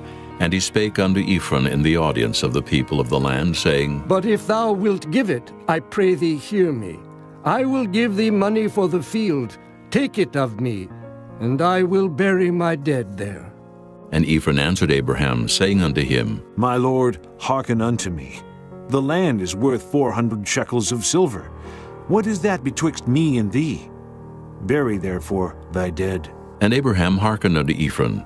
And Abraham weighed to Ephron the silver which he had named in the audience of the sons of Heth, 400 shekels of silver, current money with the merchant. And the field of Ephron which was in Machpelah, which was before Mamre, the field and the cave which was therein, and all the trees that were in the field, that were in all the borders round about, were made sure unto Abraham for a possession in the presence of the children of Heth, before all that went in at the gate of his city. And after this Abraham buried Sarah his wife in the cave of the field of Machpelah before Mamre, the same as Hebron in the land of Canaan. And the field and the cave that is therein were made sure unto Abraham for a possession of a burying place by the sons of Heth. Chapter 24. And Abraham was old and well stricken in age, and the Lord had blessed Abraham in all things. And Abraham said unto his eldest servant of his house, that ruled over all that he had, Put, I pray thee, thy hand under my thigh, and I will make thee swear by the Lord, the God of heaven and the God of the earth, that thou shalt not take a wife unto my son of the daughters of the Canaanites, among whom I dwell. But thou shalt go unto my country, and to my kindred, and take a wife unto my son Isaac. And the servant said unto him, Peradventure the woman will not be willing to follow me unto this land. Must I needs bring thy son again unto the land from whence thou camest? And Abraham said unto him, Beware thou that thou bring not my son thither again. The Lord God of heaven, which took me from my father's house, and from the land of my kindred, and which spake unto me, and that sware unto me, saying, Unto thy seed will I give this land. He shall send his angel before thee, and thou shalt take a wife unto my son from thence. And if the woman will not be willing to follow thee, then thou shalt be clear from this my oath. Only bring not my son thither again. And the servant put his hand under the thigh of Abraham his master, and sware to him concerning that matter. And the servant took 10 camels of the camels of his master, and departed. For all the goods of his master were in his hand. And he arose and went to Mesopotamia, unto the city of Nahor. And he made his camels to kneel down without the city by a well of water at the time of the evening, even the time that women go out to draw water. And he said, O Lord God of my master Abraham, I pray thee, send me good speed this day, and show kindness unto my master Abraham. Behold, I stand here by the well of water, and the daughters of the men of the city come out to draw water. And let it come to pass, that the damsel to whom I shall say, Let down thy pitcher, I pray thee, that I may drink, and she shall say, Drink, and I will give thy camels drink also. Let the same be she that thou hast appointed for thy servant Isaac. And thereby shall I know that thou hast showed kindness unto my master. And it came to pass before he had done speaking, that behold, Rebekah came out, who was born of Bethuel, son of Milcah, the wife of Nahor, Abraham's brother, with her pitcher upon her shoulder. And the damsel was very fair to look upon, a virgin, neither had any man known her. And she went down to the well, and filled her pitcher, and came up. And the servant ran to meet her, and said, Let me, I pray thee, drink a little water of thy pitcher. And she said, Drink, my lord. And she hasted and let down her pitcher upon her hand, and gave him drink. And when she had done giving him drink, she said, I will draw water for thy camels also, until they have done drinking. And she hasted and emptied her pitcher into the trough, and ran again unto the well to draw water, and drew for all his camels. And the man wondering at her held his peace, to wit whether the Lord had made his journey prosperous or not. And it came to pass, as the camels had done drinking, that the man took a golden earring of 1/2 shekel weight, and 2 bracelets for her hands, of 10 shekels weight of gold, and said, Whose daughter art thou? Tell me, I pray thee, is there room in thy father's house for us to lodge in? And she said unto him, I am the daughter of Bethuel, the son of Milcah, which she bare unto Nahor. She said moreover unto him, We have both straw and provender enough, and room to lodge in. And the man bowed down his head and worshipped the Lord. And he said, Blessed be the Lord God of my master Abraham, who hath not left destitute my master of his mercy and his truth. I being in the way, the Lord led me to the house of my master's brethren. And the damsel ran and told them of her mother's house these things. And Rebekah had a brother, and his name was Laban. And Laban ran out unto the man unto the well. And it came to pass, when he saw the earring and bracelets upon his sister's hands, and when he heard the words of Rebekah his sister, saying, Thus spake the man unto me, that he came unto the man. And behold, he stood by the camels at the well. And he said, Come in, thou blessed of the Lord. Wherefore standest thou without? For I have prepared the house and room for the camels. And the man came into the house, and he ungirded his camels, and gave straw and provender for the camels, and water to wash his feet, and the men's feet that were with him. And there was set meat before him to eat. But he said, I will not eat until I have told mine errand. And he said, Speak on. And he said, I am Abraham's servant, and the Lord hath blessed my master greatly. And he is become great, and he hath given him flocks, and herds, and silver, and gold, and men servants, and maid servants, and camels, and asses. And Sarah my master's wife bare a son to my master when she was old, and unto him hath he given all that he hath. And my master made me swear, saying, Thou shalt not take a wife to my son of the daughters of the Canaanites, in whose land I dwell. But thou shalt go unto my father's house, and to my kindred, and take a wife unto my son. And I said unto my master, Peradventure the woman will not follow me. And he said unto me, The Lord before whom I walk will send his angel with thee, and prosper thy way.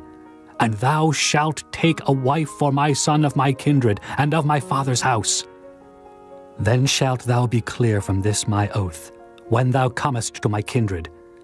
And if they give not thee one, thou shalt be clear from my oath.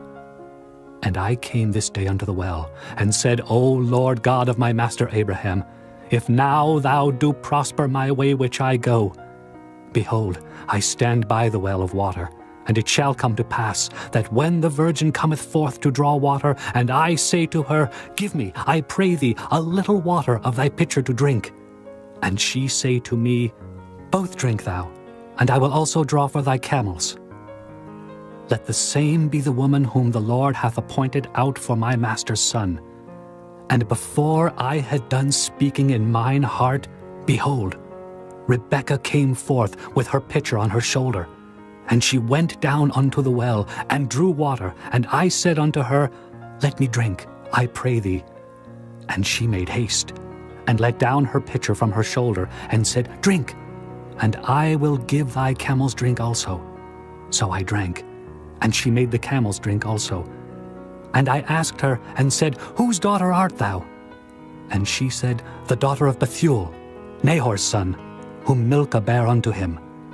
And I put the earring upon her face, and the bracelets upon her hands. And I bowed down my head, and worshipped the Lord, and blessed the Lord God of my master Abraham, which had led me in the right way to take my master's brother's daughter unto his son. And now if ye will deal kindly and truly with my master, tell me. And if not, tell me, that I may turn to the right hand or to the left. Then Laban and Bethuel answered and said, The thing proceedeth from the Lord. We cannot speak unto thee bad or good. Behold, Rebekah is before thee. Take her, and go, and let her be thy master's son's wife, as the Lord hath spoken. And it came to pass that when Abraham's servant heard their words, he worshipped the Lord, bowing himself to the earth. And the servant brought forth jewels of silver and jewels of gold and raiment, and gave them to Rebekah. He gave also to her brother and to her mother precious things, and they did eat and drink, he and the men that were with him, and tarried all night. And they rose up in the morning, and he said, Send me away unto my master.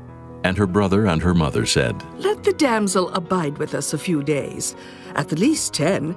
After that she shall go. And he said unto them, Hinder me not, seeing the Lord hath prospered my way. Send me away that I may go to my master. And they said, We will call the damsel and inquire at her mouth. And they called Rebekah and said unto her, Wilt thou go with this man? And she said, I will go. And they sent away Rebekah their sister and her nurse and Abraham's servant and his men. And they blessed Rebekah and said unto her, Thou art our sister. Be thou the mother of thousands of millions, and let thy seed possess the gate of those which hate them. And Rebekah arose and her damsels, and they rode upon the camels and followed the man. And the servant took Rebekah and went his way. And Isaac came from the way of the well of Lahairoi, for he dwelt in the south country. And Isaac went out to meditate in the field at the eventide. And he lifted up his eyes and saw, and behold, the camels were coming. And Rebekah lifted up her eyes, and when she saw Isaac, she lighted off the camel, for she had said unto the servant, What man is this that walketh in the field to meet us? And the servant had said, It is my master. Therefore she took a veil and covered herself. And the servant told Isaac all things that he had done.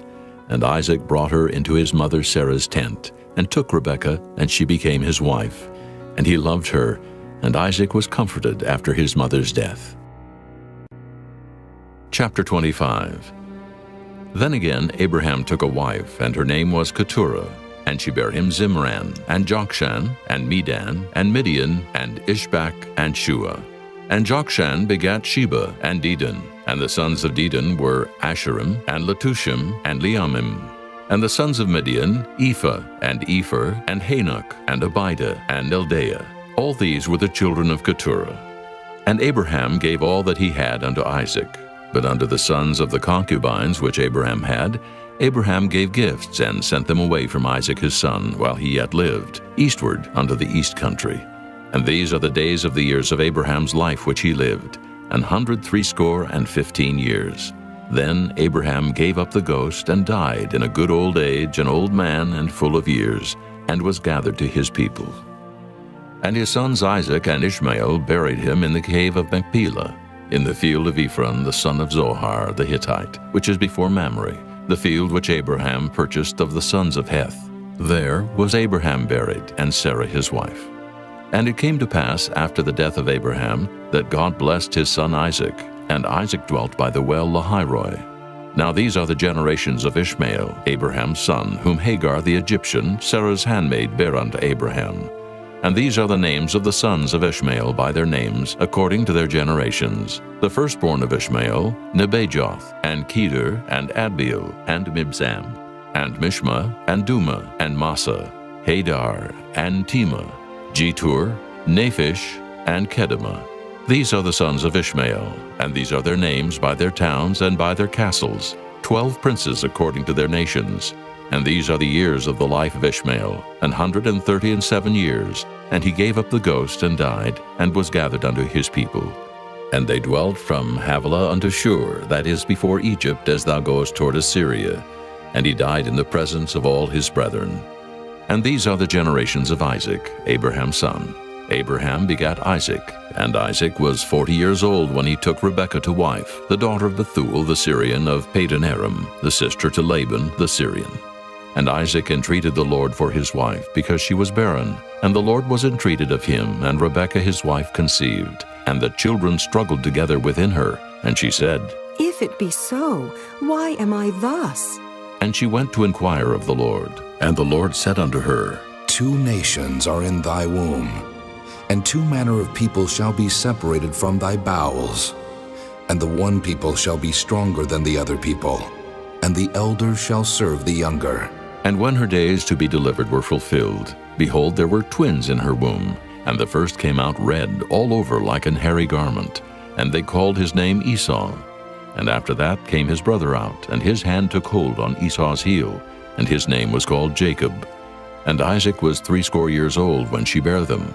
And the boys grew, and Esau was a cunning hunter, a man of the field. And Jacob was a plain man, dwelling in tents. And Isaac loved Esau, because he did eat of his venison, but Rebekah loved Jacob.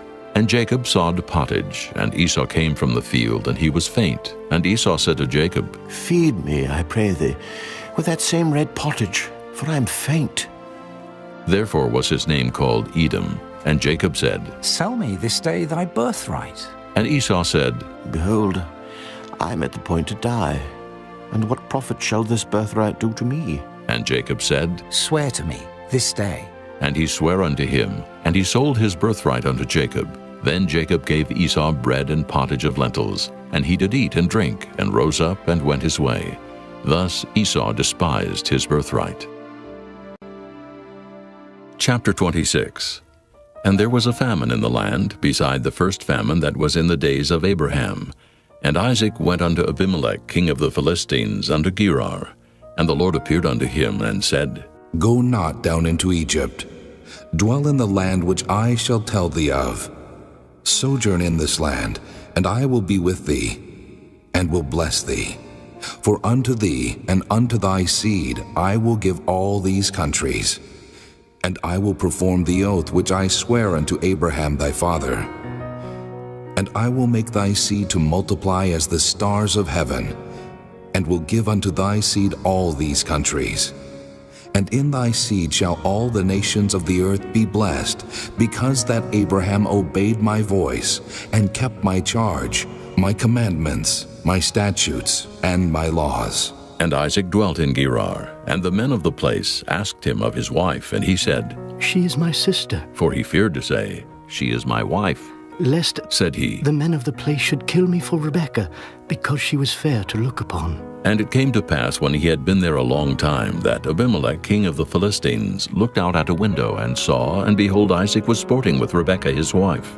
And Abimelech called Isaac, and said, Behold, of a surety she is thy wife. And how saidst thou, She is my sister? And Isaac said unto him, Because I said, Lest I die for her. And Abimelech said, What is this thou hast done unto us?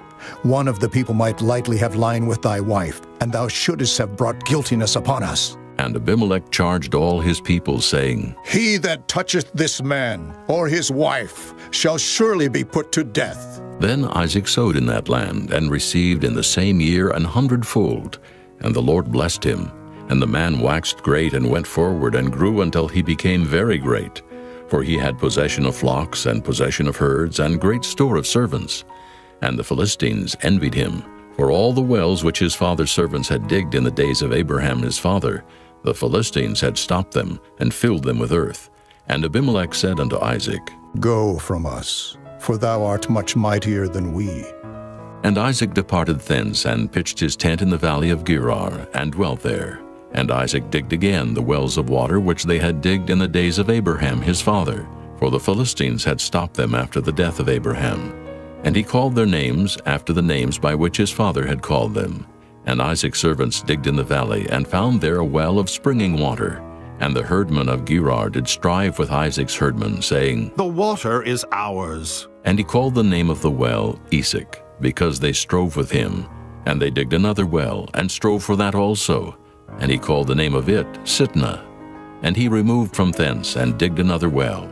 And for that they strove not.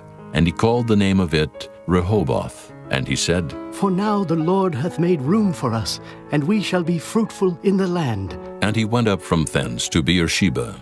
And the Lord appeared unto him the same night, and said, I am the God of Abraham thy father. Fear not, for I am with thee, and will bless thee, and multiply thy seed for my servant Abraham's sake. And he builded an altar there, and called upon the name of the Lord, and pitched his tent there. And there Isaac's servants digged a well.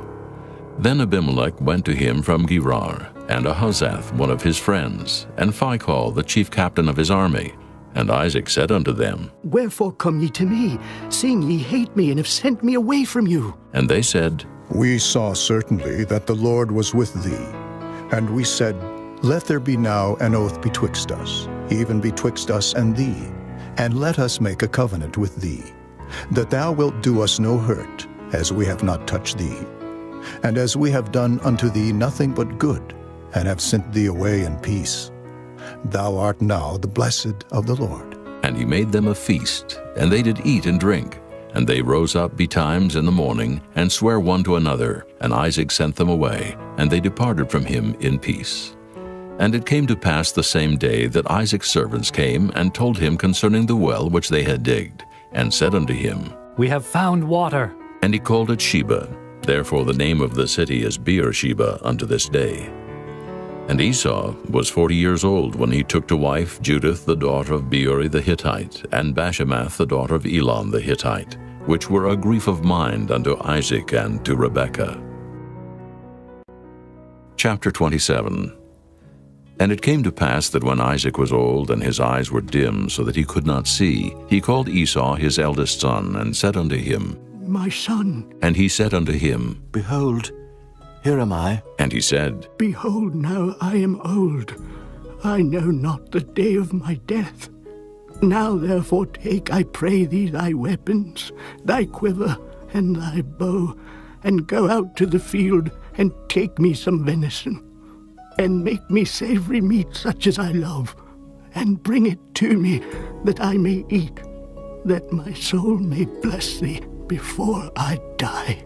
And Rebekah heard when Isaac spake to Esau his son. And Esau went to the field to hunt for venison, and to bring it. And Rebekah spake unto Jacob her son, saying, Behold, I heard thy father speak unto Esau thy brother, saying, Bring me venison, and make me savory meat, that I may eat, and bless thee before the Lord before my death. Now therefore, my son, obey my voice according to that which I command thee. Go now to the flock, and fetch me from thence 2 good kids of the goats, and I will make them savory meat for thy father, such as he loveth. And thou shalt bring it to thy father, that he may eat, and that he may bless thee before his death. And Jacob said to Rebekah his mother, Behold, Esau my brother is a hairy man, and I am a smooth man. My father peradventure will feel me, and I shall seem to him as a deceiver, and I shall bring a curse upon me, and not a blessing. And his mother said unto him, Upon me be thy curse, my son. Only obey my voice, and go fetch me them. And he went and fetched and brought them to his mother. And his mother made savory meat, such as his father loved. And Rebekah took goodly raiment of her eldest son Esau, which were with her in the house, and put them upon Jacob her younger son. And she put the skins of the kids of the goats upon his hands, and upon the smooth of his neck. And she gave the savory meat and the bread which she had prepared into the hand of her son Jacob. And he came unto his father and said, My father. And he said, Here am I. Who art thou, my son? And Jacob said unto his father, I am Esau thy firstborn. I have done according as thou badest me. Arise, I pray thee, sit, and eat of my venison, that thy soul may bless me. And Isaac said unto his son, How is it that thou hast found it so quickly, my son? And he said, Because the Lord thy God brought it to me. And Isaac said unto Jacob, Come near, I pray thee, that I may feel thee, my son, whether thou be my very son Esau or not. And Jacob went near unto Isaac his father, and he felt him, and said, The voice is Jacob's voice, but the hands are the hands of Esau. And he discerned him not, because his hands were hairy as his brother Esau's hands. So he blessed him, and he said, Art thou my very son Esau? And he said, I am. And he said, Bring it near to me, and I will eat of my son's venison, that my soul may bless thee. And he brought it near to him, and he did eat, and he brought him wine, and he drank. And his father Isaac said unto him, Come near now, and kiss me, my son. And he came near, and kissed him. And he smelled the smell of his raiment, and blessed him, and said, See, the smell of my son is as the smell of a field which the Lord hath blessed. Therefore God give thee of the dew of heaven, and the fatness of the earth, and plenty of corn and wine. Let people serve thee, and nations bow down to thee. Be Lord over thy brethren, and let thy mother's sons bow down to thee. Cursed be every one that curseth thee, and blessed be he that blesseth thee. And it came to pass, as soon as Isaac had made an end of blessing Jacob, and Jacob was yet scarce gone out from the presence of Isaac his father, that Esau his brother came in from his hunting. And he also had made savory meat, and brought it unto his father, and said unto his father, Let my father arise, and eat of his son's venison, that thy soul may bless me. And Isaac his father said unto him, Who art thou? And he said, I am thy son, thy firstborn Esau. And Isaac trembled very exceedingly, and said, Where is he that hath taken venison, and brought it me? And I have eaten of all before thou camest, and have blessed him. Yea, and he shall be blessed. And when Esau heard the words of his father, he cried with a great and exceeding bitter cry, and said unto his father, Bless me, even me also, O my father. And he said, Thy brother came with subtlety, and hath taken away thy blessing. And he said, Is not he rightly named Jacob? For he hath supplanted me these 2 times. He took away my birthright, and behold, now he hath taken away my blessing. And he said, Hast thou not reserved a blessing for me? And Isaac answered and said unto Esau, Behold, I have made him thy lord, and all his brethren have I given to him for servants, and with corn and wine have I sustained him. And what shall I do now unto thee, my son? And Esau said unto his father, Hast thou but one blessing, my father? Bless me, even me also, O my father. And Esau lifted up his voice and wept. And Isaac his father answered and said unto him, Behold, thy dwelling shall be the fatness of the earth, and of the dew of heaven from above. And by thy sword shalt thou live, and shalt serve thy brother. And it shall come to pass, when thou shalt have the dominion, that thou shalt break his yoke from off thy neck. And Esau hated Jacob because of the blessing wherewith his father blessed him. And Esau said in his heart, The days of mourning for my father are at hand. Then will I slay my brother Jacob. And these words of Esau her elder son were told to Rebekah. And she sent and called Jacob her younger son, and said unto him, Behold, thy brother Esau, as touching thee, doth comfort himself, purposing to kill thee. Now therefore, my son, obey my voice, and arise, flee thou to Laban my brother to Haran, and tarry with him a few days, until thy brother's fury turn away, until thy brother's anger turn away from thee, and he forget that which thou hast done to him. Then I will send, and fetch thee from thence. Why should I be deprived also of you both in one day? And Rebekah said to Isaac, I am weary of my life because of the daughters of Heth. If Jacob take a wife of the daughters of Heth, such as these which are of the daughters of the land, what good shall my life do me? Chapter 28. And Isaac called Jacob, and blessed him, and charged him, and said unto him, Thou shalt not take a wife of the daughters of Canaan. Arise, go to Padan Aram, to the house of Bethuel, thy mother's father, and take thee a wife from thence of the daughters of Laban, thy mother's brother. And God Almighty bless thee, and make thee fruitful, and multiply thee, that thou mayest be a multitude of people, and give thee the blessing of Abraham to thee and to thy seed with thee, that thou mayest inherit the land wherein thou art a stranger, which God gave unto Abraham. And Isaac sent away Jacob, and he went to Padan-aram unto Laban, son of Bethuel the Syrian, the brother of Rebekah, Jacob's and Esau's mother. When Esau saw that Isaac had blessed Jacob, and sent him away to Padan-aram to take him a wife from thence, and that as he blessed him, he gave him a charge, saying, Thou shalt not take a wife of the daughters of Canaan. And that Jacob obeyed his father and his mother, and was gone to Padan-aram. And Esau, seeing that the daughters of Canaan pleased not Isaac his father, then went Esau unto Ishmael, and took unto the wives which he had Mahalath, the daughter of Ishmael, Abraham's son, the sister of Nebajoth, to be his wife. And Jacob went out from Beersheba, and went toward Haran. And he lighted upon a certain place, and tarried there all night, because the sun was set. And he took of the stones of that place, and put them for his pillows, and lay down in that place to sleep.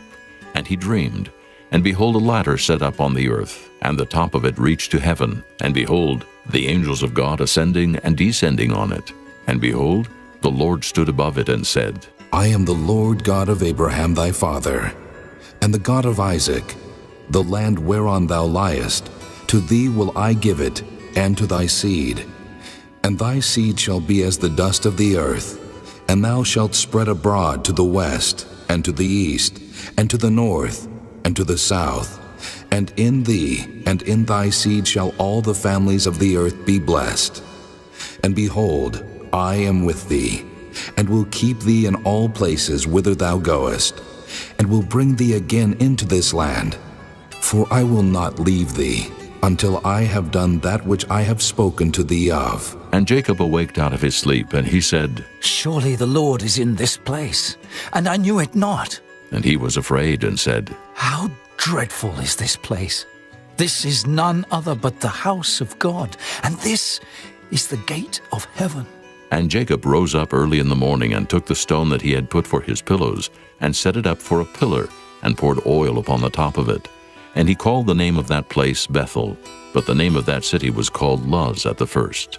And Jacob vowed a vow, saying, If God will be with me, and will keep me in this way that I go, and will give me bread to eat and raiment to put on, so that I come again to my father's house in peace, then shall the Lord be my God. And this stone, which I have set for a pillar, shall be God's house. And of all that thou shalt give me, I will surely give the 10th unto thee. Chapter 29. Then Jacob went on his journey, and came into the land of the people of the east. And he looked, and behold, a well in the field. And lo, there were 3 flocks of sheep lying by it. For out of that well they watered the flocks. And a great stone was upon the well's mouth. And thither were all the flocks gathered. And they rolled the stone from the well's mouth, and watered the sheep, and put the stone again upon the well's mouth in his place. And Jacob said unto them, My brethren, whence be ye? And they said, Of Haran are we. And he said unto them, Know ye Laban, the son of Nahor? And they said, We know him. And he said unto them, Is he well? And they said, He is well, and behold, Rachel his daughter cometh with the sheep. And he said, Lo, it is yet high day, neither is it time that the cattle should be gathered together. Water ye the sheep, and go and feed them. And they said, We cannot, until all the flocks be gathered together, until they roll the stone from the well's mouth. Then we water the sheep. And while he yet spake with them, Rachel came with her father's sheep, for she kept them.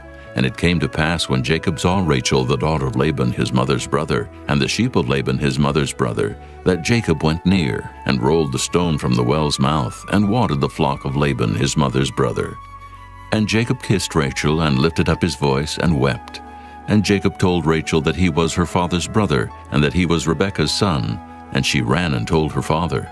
And it came to pass, when Laban heard the tidings of Jacob his sister's son, that he ran to meet him, and embraced him, and kissed him, and brought him to his house. And he told Laban all these things. And Laban said to him, Surely thou art my bone and my flesh. And he abode with him the space of a month. And Laban said unto Jacob, Because thou art my brother, shouldest thou therefore serve me for naught? Tell me, what shall thy wages be? And Laban had 2 daughters. The name of the elder was Leah, and the name of the younger was Rachel. Leah was tender-eyed, but Rachel was beautiful and well-favored. And Jacob loved Rachel and said, I will serve thee 7 years for Rachel thy younger daughter. And Laban said, It is better that I give her to thee than that I should give her to another man. Abide with me. And Jacob served 7 years for Rachel, and they seemed unto him but a few days for the love he had to her. And Jacob said unto Laban, Give me my wife, for my days are fulfilled, that I may go in unto her. And Laban gathered together all the men of the place and made a feast. And it came to pass in the evening that he took Leah his daughter and brought her to him, and he went in unto her. And Laban gave unto his daughter Leah Zilpah his maid for a handmaid. And it came to pass that in the morning, behold, it was Leah. And he said to Laban, What is this thou hast done unto me? Did not I serve with thee for Rachel? Wherefore then hast thou beguiled me? And Laban said, It must not be so done in our country, to give the younger before the firstborn. Fulfill her week, and we will give thee this also, for the service which thou shalt serve with me yet 7 other years. And Jacob did so, and fulfilled her week. And he gave him Rachel his daughter to wife also. And Laban gave to Rachel his daughter Bilhah his handmaid to be her maid. And he went in also unto Rachel, and he loved also Rachel more than Leah, and served with him yet 7 other years. And when the Lord saw that Leah was hated, he opened her womb, but Rachel was barren. And Leah conceived and bare a son, and she called his name Reuben, for she said, Surely the Lord hath looked upon my affliction. Now therefore my husband will love me. And she conceived again, and bare a son, and said, Because the Lord hath heard that I was hated, he hath therefore given me this son also. And she called his name Simeon. And she conceived again, and bare a son, and said, Now this time will my husband be joined unto me, because I have borne him 3 sons. Therefore was his name called Levi. And she conceived again, and bare a son, and she said, Now will I praise the Lord. Therefore she called his name Judah, and left bearing. Chapter 30. And when Rachel saw that she bare Jacob no children, Rachel envied her sister, and said unto Jacob, Give me children, or else I die. And Jacob's anger was kindled against Rachel, and he said, Am I in God's stead, who hath withheld from thee the fruit of the womb? And she said, Behold my maid Bilhah, go in unto her, and she shall bear upon my knees, that I may also have children by her. And she gave him Bilhah her handmaid to wife, and Jacob went in unto her. And Bilhah conceived, and bare Jacob a son. And Rachel said, God hath judged me, and hath also heard my voice, and hath given me a son. Therefore called she his name Dan. And Bilhah, Rachel's maid, conceived again, and bare Jacob a second son. And Rachel said, With great wrestlings have I wrestled with my sister, and I have prevailed. And she called his name Naphtali. When Leah saw that she had left bearing, she took Zilpah her maid, and gave her Jacob to wife. And Zilpah, Leah's maid, bare Jacob a son. And Leah said, A troop cometh. And she called his name Gad. And Zilpah, Leah's maid, bare Jacob a second son. And Leah said, Happy am I, for the daughters will call me blessed. And she called his name Asher. And Reuben went in the days of wheat harvest, and found mandrakes in the field, and brought them unto his mother Leah. Then Rachel said to Leah, Give me, I pray thee, of thy son's mandrakes. And she said unto her, Is it a small matter that thou hast taken my husband? And wouldest thou take away my son's mandrakes also? And Rachel said, Therefore he shall lie with thee tonight for thy son's mandrakes. And Jacob came out of the field in the evening, and Leah went out to meet him, and said, Thou must come in unto me, for surely I have hired thee with my son's mandrakes. And he lay with her that night. And God hearkened unto Leah, and she conceived, and bare Jacob the 5th son. And Leah said, God hath given me my hire, because I have given my maiden to my husband. And she called his name Issachar. And Leah conceived again, and bare Jacob the 6th son. And Leah said, God hath endued me with a good dowry. Now will my husband dwell with me, because I have borne him 6 sons. And she called his name Zebulun. And afterward she bare a daughter, and called her name Dinah. And God remembered Rachel, and God hearkened to her, and opened her womb. And she conceived, and bare a son, and said, God hath taken away my reproach. And she called his name Joseph, and said, The Lord shall add to me another son. And it came to pass, when Rachel had borne Joseph, that Jacob said unto Laban, Send me away, that I may go unto mine own place, and to my country. Give me my wives and my children, for whom I have served thee, and let me go. For thou knowest my service which I have done thee. And Laban said unto him, I pray thee, if I have found favor in thine eyes, tarry. For I have learned by experience that the Lord hath blessed me for thy sake. And he said, Appoint me thy wages, and I will give it. And he said unto him, Thou knowest how I have served thee, and how thy cattle was with me. For it was little which thou hadst before I came, and it is now increased unto a multitude. And the Lord hath blessed thee since my coming. And now when shall I provide for mine own house also? And he said, What shall I give thee? And Jacob said, Thou shalt not give me anything. If thou wilt do this thing for me, I will again feed and keep thy flock. I will pass through all thy flock today, removing from thence all the speckled and spotted cattle, and all the brown cattle among the sheep, and the spotted and speckled among the goats, and of such shall be my hire. So shall my righteousness answer for me in time to come, when it shall come for my hire before thy face. Every one that is not speckled and spotted among the goats, and brown among the sheep, that shall be counted stolen with me. And Laban said, Behold, I would it might be according to thy word. And he removed that day the he-goats that were ring-streaked and spotted, and all the she-goats that were speckled and spotted, and every one that had some white in it, and all the brown among the sheep, and gave them into the hand of his sons. And he set 3 days' journey betwixt himself and Jacob. And Jacob fed the rest of Laban's flocks. And Jacob took him rods of green poplar, and of the hazel and chestnut tree, and pilled white strakes in them, and made the white appear which was in the rods. And he set the rods which he had pilled before the flocks in the gutters in the watering troughs, when the flocks came to drink, that they should conceive when they came to drink. And the flocks conceived before the rods, and brought forth cattle ring-straked, speckled, and spotted. And Jacob did separate the lambs, and set the faces of the flocks toward the ring-straked, and all the brown in the flock of Laban. And he put his own flocks by themselves, and put them not unto Laban's cattle. And it came to pass, whensoever the stronger cattle did conceive, that Jacob laid the rods before the eyes of the cattle in the gutters, that they might conceive among the rods. But when the cattle were feeble, he put them not in. So the feebler were Laban's, and the stronger Jacob's. And the man increased exceedingly, and had much cattle, and maidservants, and menservants, and camels, and asses. Chapter 31. And he heard the words of Laban's sons, saying, Jacob hath taken away all that was our father's, and of that which was our father's hath he gotten all this glory. And Jacob beheld the countenance of Laban, and behold, it was not toward him as before. And the Lord said unto Jacob, Return unto the land of thy fathers, and to thy kindred, and I will be with thee. And Jacob sent and called Rachel and Leah to the field unto his flock, and said unto them, I see your father's countenance, that it is not toward me as before. But the God of my father hath been with me. And ye know that with all my power I have served your father. And your father hath deceived me, and changed my wages 10 times. But God suffered him not to hurt me. If he said thus, The speckled shall be thy wages, then all the cattle bear speckled. And if he said thus, The ring-straked shall be thy hire, then bear all the cattle ring-straked. Thus God hath taken away the cattle of your father, and given them to me.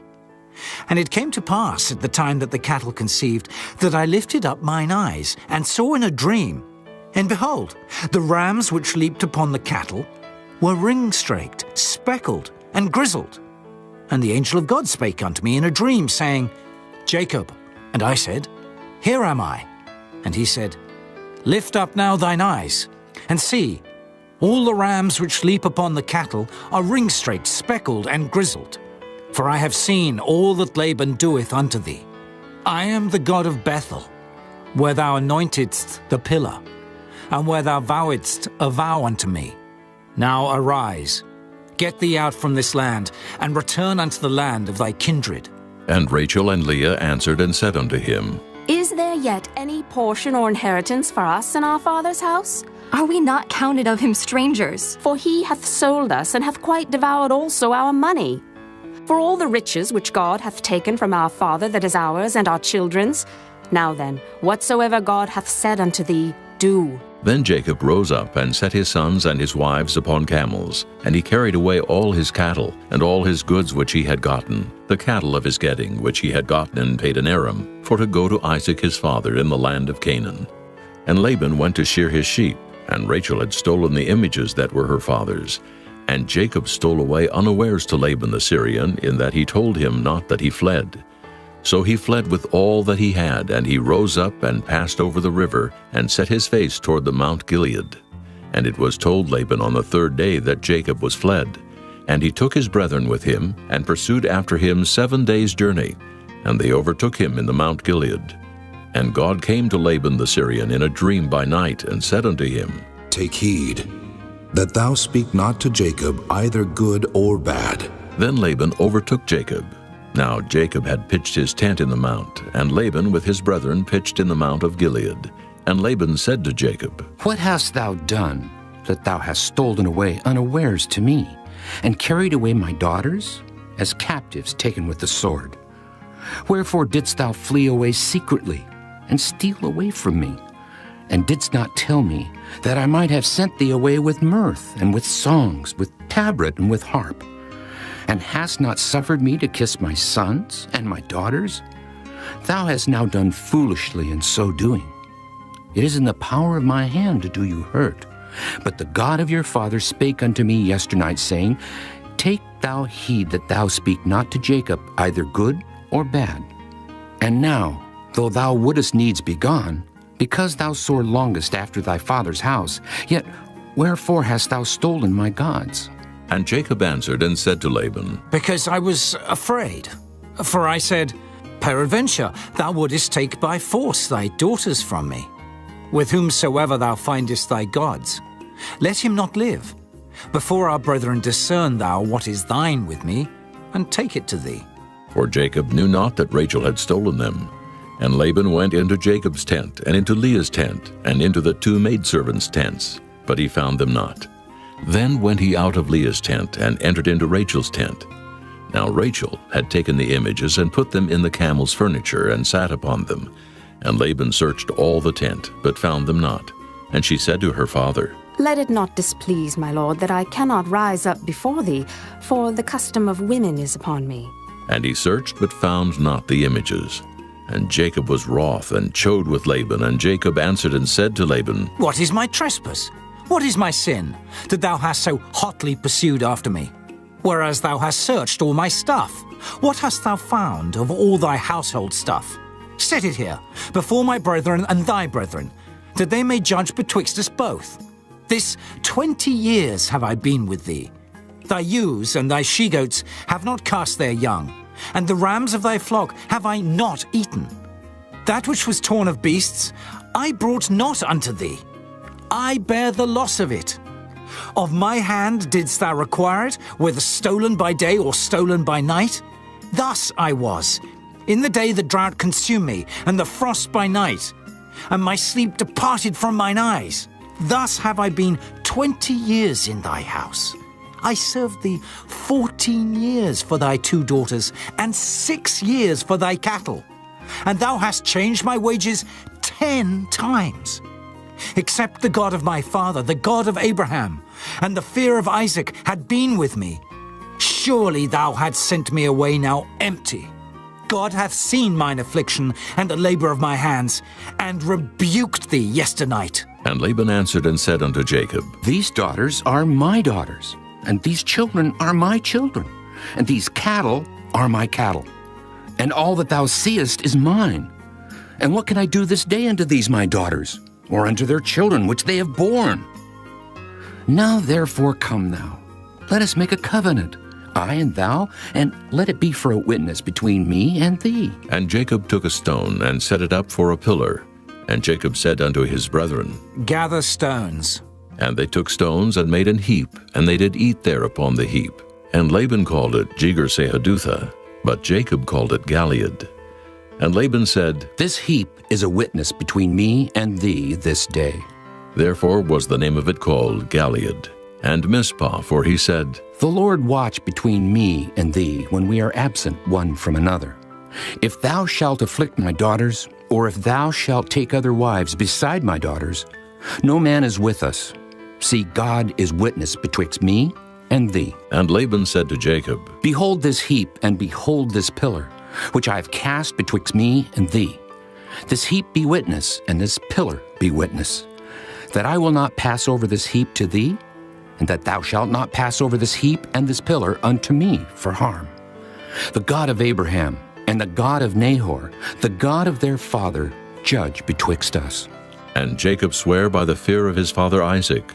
Then Jacob offered sacrifice upon the mount, and called his brethren to eat bread. And they did eat bread, and tarried all night in the mount. And early in the morning Laban rose up, and kissed his sons and his daughters, and blessed them. And Laban departed, and returned unto his place. Chapter 32. And Jacob went on his way, and the angels of God met him.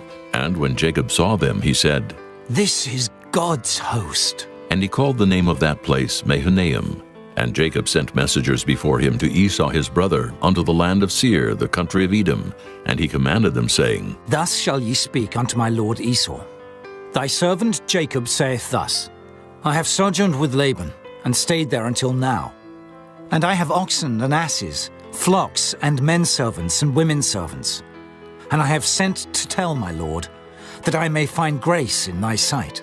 And the messengers returned to Jacob, saying, We came to thy brother Esau, and also he cometh to meet thee, and 400 men with him. Then Jacob was greatly afraid and distressed. And he divided the people that was with him, and the flocks and herds and the camels, into 2 bands, and said, If Esau come to the one company and smite it, then the other company which is left shall escape. And Jacob said, O God of my father Abraham, and God of my father Isaac, the Lord which saidst unto me, Return unto thy country and to thy kindred, and I will deal well with thee. I am not worthy of the least of all the mercies, and of all the truth which thou hast showed unto thy servant. For with my staff I passed over this Jordan, and now I am become 2 bands. Deliver me, I pray thee, from the hand of my brother, from the hand of Esau. For I fear him, lest he will come and smite me, and the mother with the children.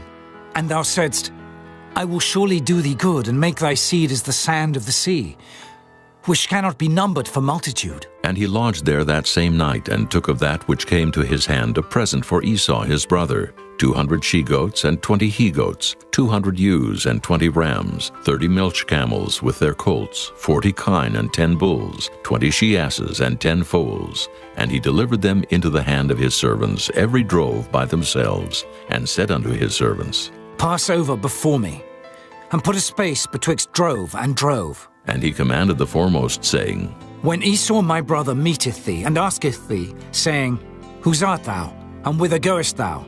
And whose are these before thee? Then thou shalt say, They be thy servant Jacob's. It is a present sent unto my lord Esau. And behold, also he is behind us. And so commanded he the second, and the third, and all that followed the drove, saying, On this manner shall ye speak unto Esau when ye find him. And say ye moreover, Behold, thy servant Jacob is behind us. For he said, I will appease him with the present that goeth before me, and afterward I will see his face. Peradventure he will accept of me. So went the present over before him, and himself lodged that night in the company. And he rose up that night, and took his 2 wives and his 2 women servants, and his 11 sons, and passed over the ford Jabbok. And he took them, and set them over the brook, and sent over that he had. And Jacob was left alone. And there wrestled a man with him until the breaking of the day. And when he saw that he prevailed not against him, he touched the hollow of his thigh, and the hollow of Jacob's thigh was out of joint as he wrestled with him. And he said, Let me go, for the day breaketh. And he said, I will not let thee go, except thou bless me. And he said unto him, What is thy name? And he said, Jacob. And he said, Thy name shall be called no more Jacob, but Israel. For as a prince hast thou power with God and with men, and hast prevailed. And Jacob asked him and said, Tell me, I pray thee, thy name. And he said, Wherefore is it that thou dost ask after my name? And he blessed him there. And Jacob called the name of the place Peniel. For I have seen God face to face, and my life is preserved. And as he passed over Peniel, the sun rose upon him, and he halted upon his thigh. Therefore the children of Israel eat not of the sinew which shrank, which is upon the hollow of the thigh unto this day, because he touched the hollow of Jacob's thigh in the sinew that shrank. Chapter 33. And Jacob lifted up his eyes and looked, and behold, Esau came, and with him 400 men. And he divided the children unto Leah, and unto Rachel, and unto the 2 handmaids. And he put the handmaids and their children foremost, and Leah and her children after, and Rachel and Joseph hindermost. And he passed over before them, and bowed himself to the ground 7 times, until he came near to his brother.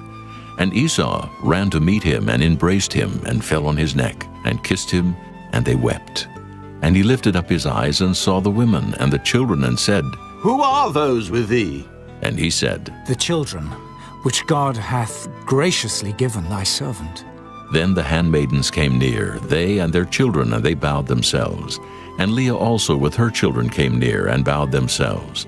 And after came Joseph near, and Rachel, and they bowed themselves. And he said, What meanest thou by all this drove which I met? And he said, These are to find grace in the sight of my Lord. And Esau said, I have enough, my brother. Keep that thou hast unto thyself. And Jacob said, Nay, I pray thee, if now I have found grace in thy sight, then receive my present at my hand. For therefore I have seen thy face, as though I had seen the face of God, and thou wast pleased with me. Take, I pray thee, my blessing that is brought to thee, because God hath dealt graciously with me, and because I have enough. And he urged him, and he took it, and he said, Let us take our journey, and let us go, and I will go before thee. And he said unto him, My Lord knoweth that the children are tender, and the flocks and herds with young are with me. And if men should overdrive them one day, all the flock will die. Let my Lord, I pray thee, pass over before his servant, and I will lead on softly, according as the cattle that goeth before me, and the children be able to endure, until I come unto my Lord, unto Seir. And Esau said, Let me now leave with thee some of the folk that are with me. And he said, What needeth it? Let me find grace in the sight of my Lord. So Esau returned that day on his way to Seir. And Jacob journeyed to Succoth, and built him an house, and made booths for his cattle. Therefore the name of the place is called Succoth. And Jacob came to Shalem, a city of Shechem, which is in the land of Canaan, when he came from Padanaram, and pitched his tent before the city.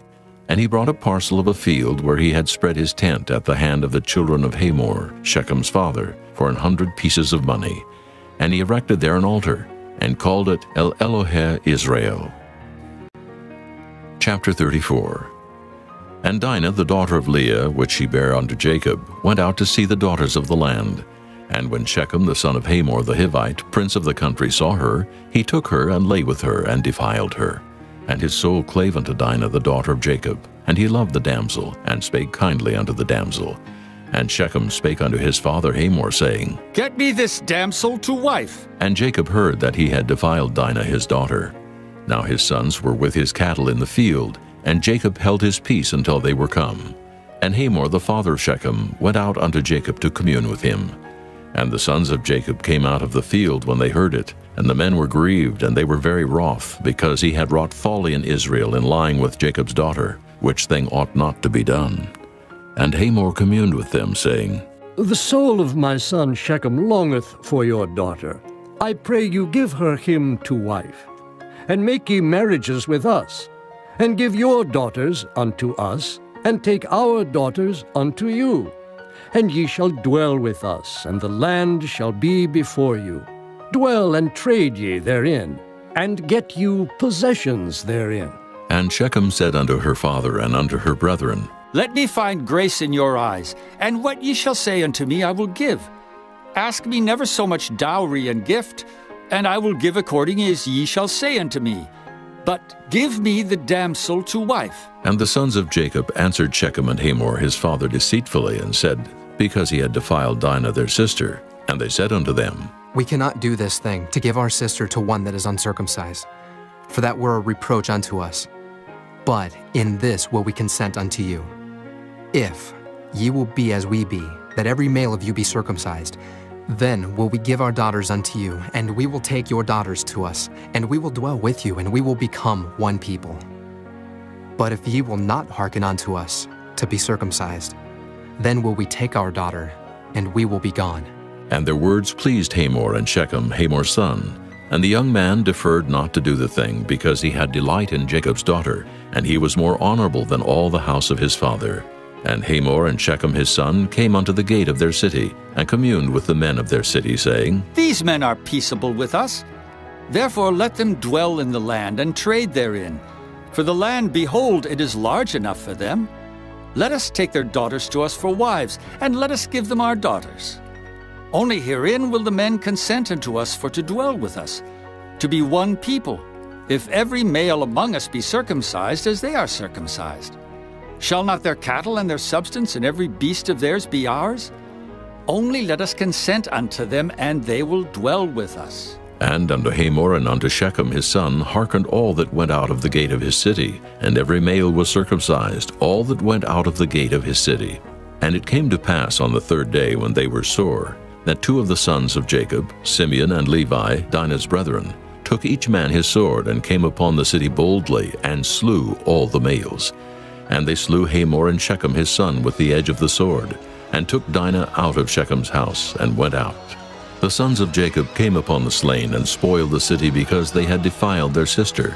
They took their sheep, and their oxen, and their asses, and that which was in the city, and that which was in the field, and all their wealth, and all their little ones, and their wives took they captive, and spoiled even all that was in the house. And Jacob said to Simeon and Levi, Ye have troubled me, to make me to stink among the inhabitants of the land, among the Canaanites and the Perizzites. And I, being few in number, they shall gather themselves together against me and slay me. And I shall be destroyed, I and my house. And they said, Should he deal with our sister as with an harlot? Chapter 35. And God said unto Jacob, Arise, go up to Bethel, and dwell there, and make there an altar unto God, that appeared unto thee when thou fleddest from the face of Esau thy brother. Then Jacob said unto his household and to all that were with him, Put away the strange gods that are among you, and be clean, and change your garments. And let us arise, and go up to Bethel. And I will make there an altar unto God, who answered me in the day of my distress, and was with me in the way which I went. And they gave unto Jacob all the strange gods which were in their hand, and all their earrings which were in their ears. And Jacob hid them under the oak which was by Shechem. And they journeyed, and the terror of God was upon the cities that were round about them, and they did not pursue after the sons of Jacob. So Jacob came to Luz, which is in the land of Canaan, that is Bethel, he and all the people that were with him. And he built there an altar, and called the place El Bethel, because there God appeared unto him when he fled from the face of his brother. But Deborah, Rebekah's nurse, died, and she was buried beneath Bethel under an oak, and the name of it was called Allon-Bacuth. And God appeared unto Jacob again when he came out of Padan-aram, and blessed him. And God said unto him, Thy name is Jacob. Thy name shall not be called any more Jacob, but Israel shall be thy name. And he called his name Israel. And God said unto him, I am God Almighty. Be fruitful and multiply. A nation and a company of nations shall be of thee, and kings shall come out of thy loins. And the land which I gave Abraham and Isaac, to thee I will give it, and to thy seed after thee will I give the land. And God went up from him in the place where he talked with him. And Jacob set up a pillar in the place where he talked with him, even a pillar of stone. And he poured a drink offering thereon, and he poured oil thereon. And Jacob called the name of the place where God spake with him, Bethel. And they journeyed from Bethel, and there was but a little way to come to Ephrath. And Rachel travailed, and she had hard labor. And it came to pass when she was in hard labor, that the midwife said unto her, Fear not, thou shalt have this son also. And it came to pass, as her soul was in departing, for she died, that she called his name Ben-Oni, but his father called him Benjamin. And Rachel died, and was buried in the way to Ephrath, which is Bethlehem. And Jacob set a pillar upon her grave, that is the pillar of Rachel's grave unto this day. And Israel journeyed, and spread his tent beyond the tower of Eder. And it came to pass, when Israel dwelt in that land, that Reuben went and lay with Bilhah, his father's concubine, and Israel heard it. Now the sons of Jacob were 12. The sons of Leah, Reuben, Jacob's firstborn, and Simeon, and Levi, and Judah, and Issachar, and Zebulun. The sons of Rachel, Joseph, and Benjamin. And the sons of Bilhah, Rachel's handmaid, Dan, and Naphtali. And the sons of Zilpah, Leah's handmaid, Gad, and Asher. These are the sons of Jacob, which were born to him in Padan Aram. And Jacob came unto Isaac his father unto Mamre, unto the city of Arba, which is Hebron, where Abraham and Isaac sojourned. And the days of Isaac were 180 years. And Isaac gave up the ghost and died, and was gathered unto his people, being old and full of days. And his sons Esau and Jacob buried him. Chapter 36. Now these are the generations of Esau, who is Edom. Esau took his wives of the daughters of Canaan, Adah, the daughter of Elon the Hittite, and Aholibamah, the daughter of Anah, the daughter of Zibeon the Hivite, and Bashemath, Ishmael's daughter, sister of Nebajoth. And Adah bare to Esau Eliphaz, and Bashemath bare Reuel, and Aholibamah bare Jeush, and Jaalam, and Korah. These are the sons of Esau, which were born unto him in the land of Canaan.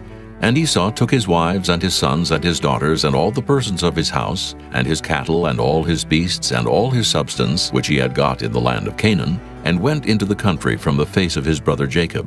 For their riches were more than that they might dwell together, and the land wherein they were strangers could not bear them, because of their cattle. Thus dwelt Esau in Mount Seir. Esau is Edom. And these are the generations of Esau, the father of the Edomites, in Mount Seir. These are the names of Esau's sons: Eliphaz the son of Adah, the wife of Esau; Reuel the son of Bashemath, the wife of Esau. And the sons of Eliphaz were Teman, Omar, Zepho, and Gatam, and Kenaz. And Timnah was concubine to Eliphaz Esau's son, and she bare to Eliphaz Amalek. These were the sons of Adah, Esau's wife. And these are the sons of Reuel: Nahath, and Zerah, Shammah, and Mizah. These were the sons of Bashemath, Esau's wife. And these were the sons of Aholibamah, the daughter of Anah, the daughter of Zibeon, Esau's wife. And she bare to Esau Jeush, and Jaalam, and Korah. These were dukes of the sons of Esau. The sons of Eliphaz, the firstborn son of Esau: Duke Teman, Duke Omar, Duke Zepho, Duke Kenaz, Duke Korah, Duke Gatam, and Duke Amalek. These are the dukes that came of Eliphaz in the land of Edom. These were the sons of Adah. And these are the sons of Reuel, Esau's son: Duke Nahath, Duke Zerah, Duke Shammah, Duke Mizah. These are the dukes that came of Reuel in the land of Edom. These are the sons of Bashemath, Esau's wife. And these are the sons of Aholibamah, Esau's wife: Duke Jeush, Duke Jaalam, Duke Korah. These were the dukes that came of Aholibamah, the daughter of Anah, Esau's wife. These are the sons of Esau, who is Edom, and these are their dukes. These are the sons of Seir the Horite, who inhabited the land: Lotan, and Shobal, and Zibeon, and Anah, and Dishon, and Ezer, and Dishan. These are the dukes of the Horites, the children of Seir in the land of Edom. And the children of Lotan were Hori, and Hemam, and Lotan's sister was Timnah. And the children of Shobal were these: Alvan, and Manahath, and Ebal, Shepho, and Onam. And these are the children of Zibeon, both Ajah and Anah. This was that Anah that found the mules in the wilderness, as he fed the asses of Zibeon his father. And the children of Anah were these: Dishon, and Aholibamah, the daughter of Anah. And these are the children of Dishon: Hemdan, and Eshban, and Ithran, and Kiran. The children of Ezer are these: Bilhan, and Zaavan, and Achan. The children of Dishan are these: Uz, and Aaron. These are the dukes that came of the Horites: Duke Lotan, Duke Shobal, Duke Zibeon, Duke Anah, Duke Dishon, Duke Anah, Duke Dishan. These are the dukes that came of Hori, among their dukes in the land of Seir. And these are the kings that reigned in the land of Edom, before there reigned any king over the children of Israel. And Bela the son of Beor reigned in Edom, and the name of his city was Dinhabah. And Bela died, and Jobab the son of Zerah of Bozrah reigned in his stead. And Jobab died, and Husham of the land of Temani reigned in his stead. And Husham died, and Hadad the son of Bedad, who smote Midian in the field of Moab, reigned in his stead. And the name of his city was Avith. And Hadad died, and Samlah of Masrekah reigned in his stead. And Samlah died, and Saul of Rehoboth by the river reigned in his stead. And Saul died, and Baal-Hanan the son of Achbor reigned in his stead. And Baal-Hanan the son of Achbor died, and Hadar reigned in his stead. And the name of his city was Pu, and his wife's name was Mehetabel, the daughter of Matred, the daughter of Mezahab. And these are the names of the dukes that came of Esau, according to their families, after their places, by their names: Duke Timnah, Duke Alva, Duke Jetheth, Duke Aholabama, Duke Elah, Duke Pinon, Duke Kenaz, Duke Timon, Duke Mibzar, Duke Magdiel, Duke Iram. These be the dukes of Edom, according to their habitations in the land of their possession. He is Esau, the father of the Edomites. Chapter 37. And Jacob dwelt in the land wherein his father was a stranger, in the land of Canaan. These are the generations of Jacob. Joseph, being 17 years old, was feeding the flock with his brethren, and the lad was with the sons of Bilhah, and with the sons of Zilpah his father's wives. And Joseph brought unto his father their evil report. Now Israel loved Joseph more than all his children, because he was the son of his old age, and he made him a coat of many colors. And when his brethren saw that their father loved him more than all his brethren, they hated him, and could not speak peaceably unto him. And Joseph dreamed a dream, and he told it his brethren, and they hated him yet the more. And he said unto them, Hear, I pray you, this dream which I have dreamed. For behold, we were binding sheaves in the field, and lo, my sheaf arose, and also stood upright. And behold, your sheaves stood round about, and made obeisance to my sheaf. And his brethren said unto him, Shalt thou indeed reign over us? Or shalt thou indeed have dominion over us? And they hated him yet the more for his dreams and for his words. And he dreamed yet another dream, and told it his brethren, and said, Behold, I have dreamed a dream more, and behold, the sun and the moon and the 11 stars made obeisance to me. And he told it to his father, and to his brethren, and his father rebuked him, and said unto him, What is this dream that thou hast dreamed? Shall I and thy mother and thy brethren indeed come to bow down ourselves to thee, to the earth? And his brethren envied him, but his father observed the saying. And his brethren went to feed their father's flock in Shechem. And Israel said unto Joseph, Do not thy brethren feed the flock in Shechem? Come, and I will send thee unto them. And he said to him, Here am I. And he said to him, Go, I pray thee, see whether it be well with thy brethren, and well with the flocks, and bring me word again. So he sent him out of the vale of Hebron, and he came to Shechem. And a certain man found him, and behold, he was wandering in the field. And the man asked him, saying, What seekest thou? And he said, I seek my brethren. Tell me, I pray thee, where they feed their flocks. And the man said, They are departed hence. For I heard them say, Let us go to Dothan. And Joseph went after his brethren, and found them in Dothan. And when they saw him afar off, even before he came near unto them, they conspired against him to slay him. And they said one to another, Behold, this dreamer cometh. Come now, therefore, and let us slay him, and cast him into some pit. And we will say, Some evil beast hath devoured him, and we shall see what will become of his dreams.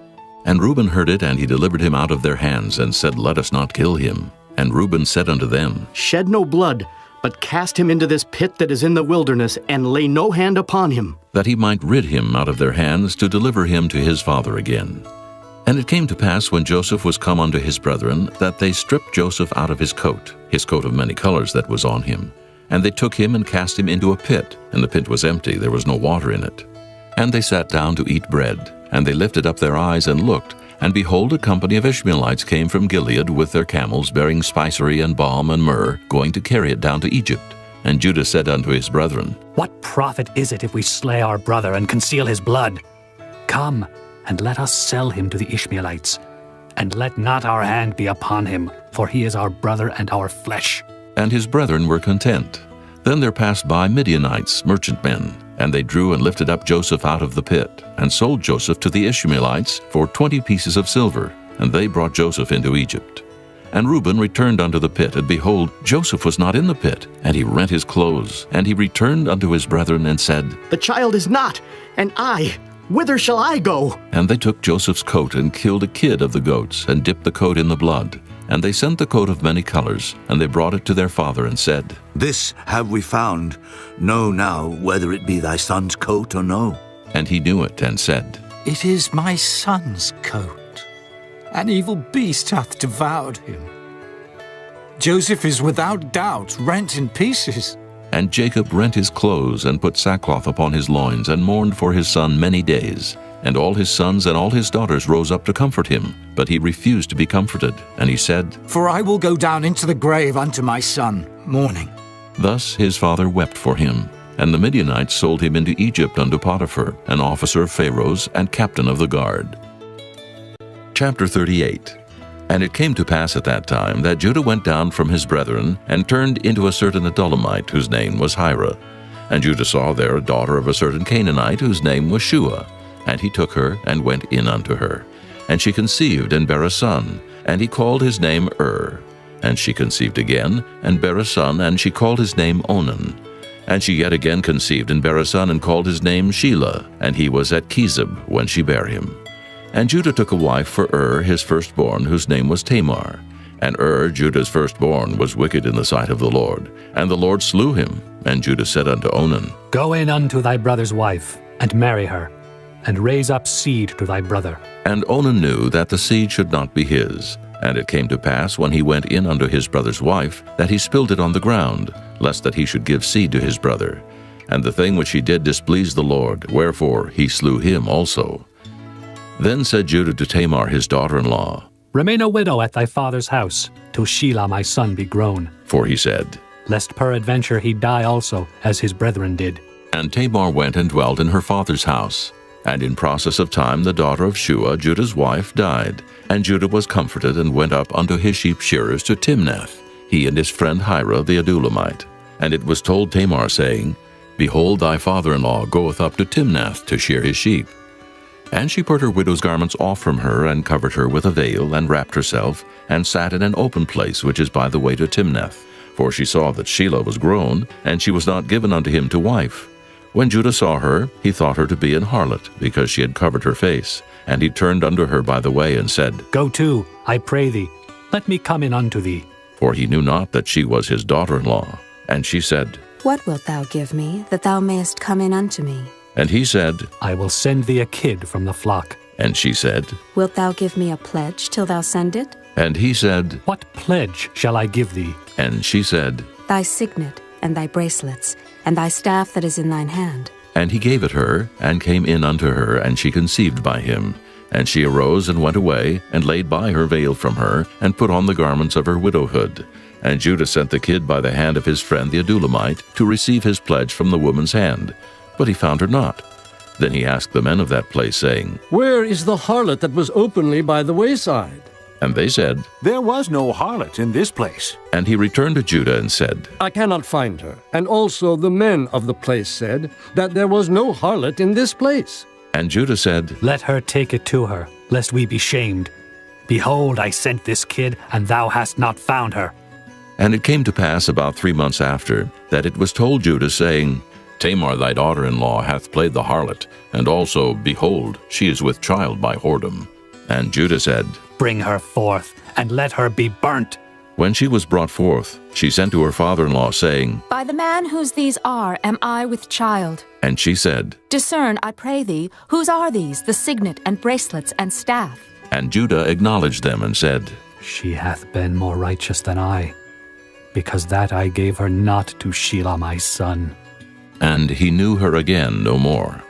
And it came to pass in the time of her travail, that, behold, twins were in her womb. And it came to pass when she travailed, that the one put out his hand, and the midwife took and bound upon his hand a scarlet thread, saying, This came out first. And it came to pass, as he drew back his hand, that, behold, his brother came out. And she said, How hast thou broken forth? This breach be upon thee. Therefore his name was called Pharez. And afterward came out his brother that had the scarlet thread upon his hand, and his name was called Zerah. Chapter 39. And Joseph was brought down to Egypt, and Potiphar, an officer of Pharaoh, captain of the guard, an Egyptian, bought him of the hands of the Ishmaelites, which had brought him down thither. And the Lord was with Joseph, and he was a prosperous man, and he was in the house of his master the Egyptian. And his master saw that the Lord was with him, and that the Lord made all that he did to prosper in his hand.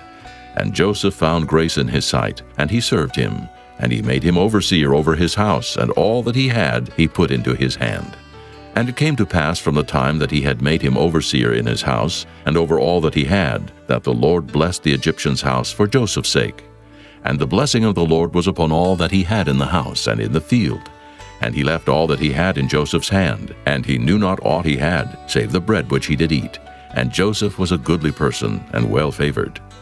And it came to pass after these things, that his master's wife cast her eyes upon Joseph, and she said, Lie with me. But he refused, and said unto his master's wife, Behold, my master wotteth not what is with me in the house, and he hath committed all that he hath to my hand. There is none greater in this house than I, neither hath he kept back anything from me but thee, because thou art his wife. How then can I do this great wickedness and sin against God? And it came to pass, as she spake to Joseph day by day, that he hearkened not unto her to lie by her, or to be with her. And it came to pass about this time, that Joseph went into the house to do his business, and there was none of the men of the house there within. And she caught him by his garment, saying, Lie with me. And he left his garment in her hand, and fled, and got him out.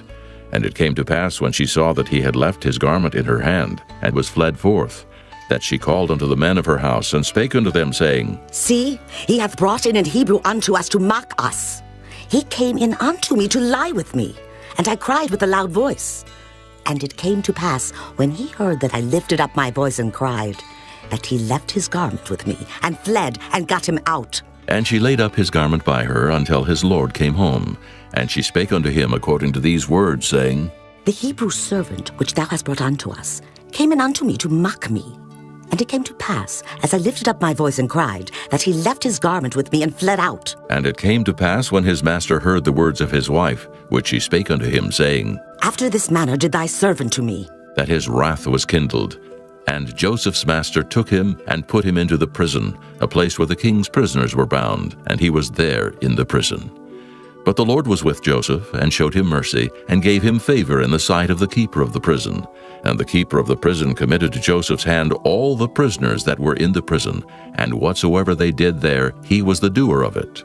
The keeper of the prison looked not to anything that was under his hand, because the Lord was with him, and that which he did, the Lord made it to prosper. Chapter 40. And it came to pass after these things, that the butler of the king of Egypt and his baker had offended their lord the king of Egypt. And Pharaoh was wroth against two of his officers, against the chief of the butlers, and against the chief of the bakers. And he put them in ward in the house of the captain of the guard into the prison, the place where Joseph was bound. And the captain of the guard charged Joseph with them, and he served them. And they continued a season in ward. And they dreamed a dream, both of them, each man his dream in one night, each man according to the interpretation of his dream, the butler and the baker of the king of Egypt, which were bound in the prison.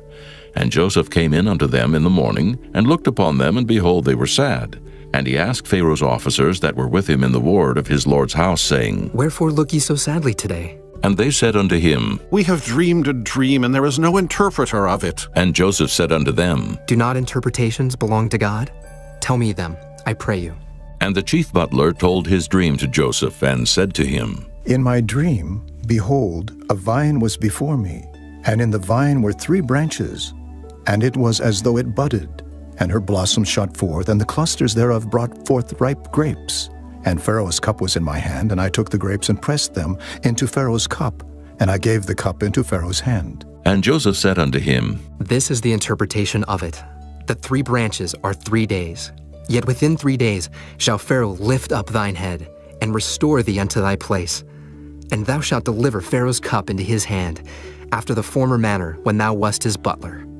But think on me when it shall be well with thee, and show kindness, I pray thee, unto me, and make mention of me unto Pharaoh, and bring me out of this house. For indeed I was stolen away out of the land of the Hebrews, and here also have I done nothing that they should put me into the dungeon. When the chief baker saw that the interpretation was good, he said unto Joseph, I also was in my dream, and behold, I had 3 white baskets on my head, and in the uppermost basket there was of all manner of bake meats for Pharaoh, and the birds did eat them out of the basket upon my head. And Joseph answered and said, This is the interpretation thereof.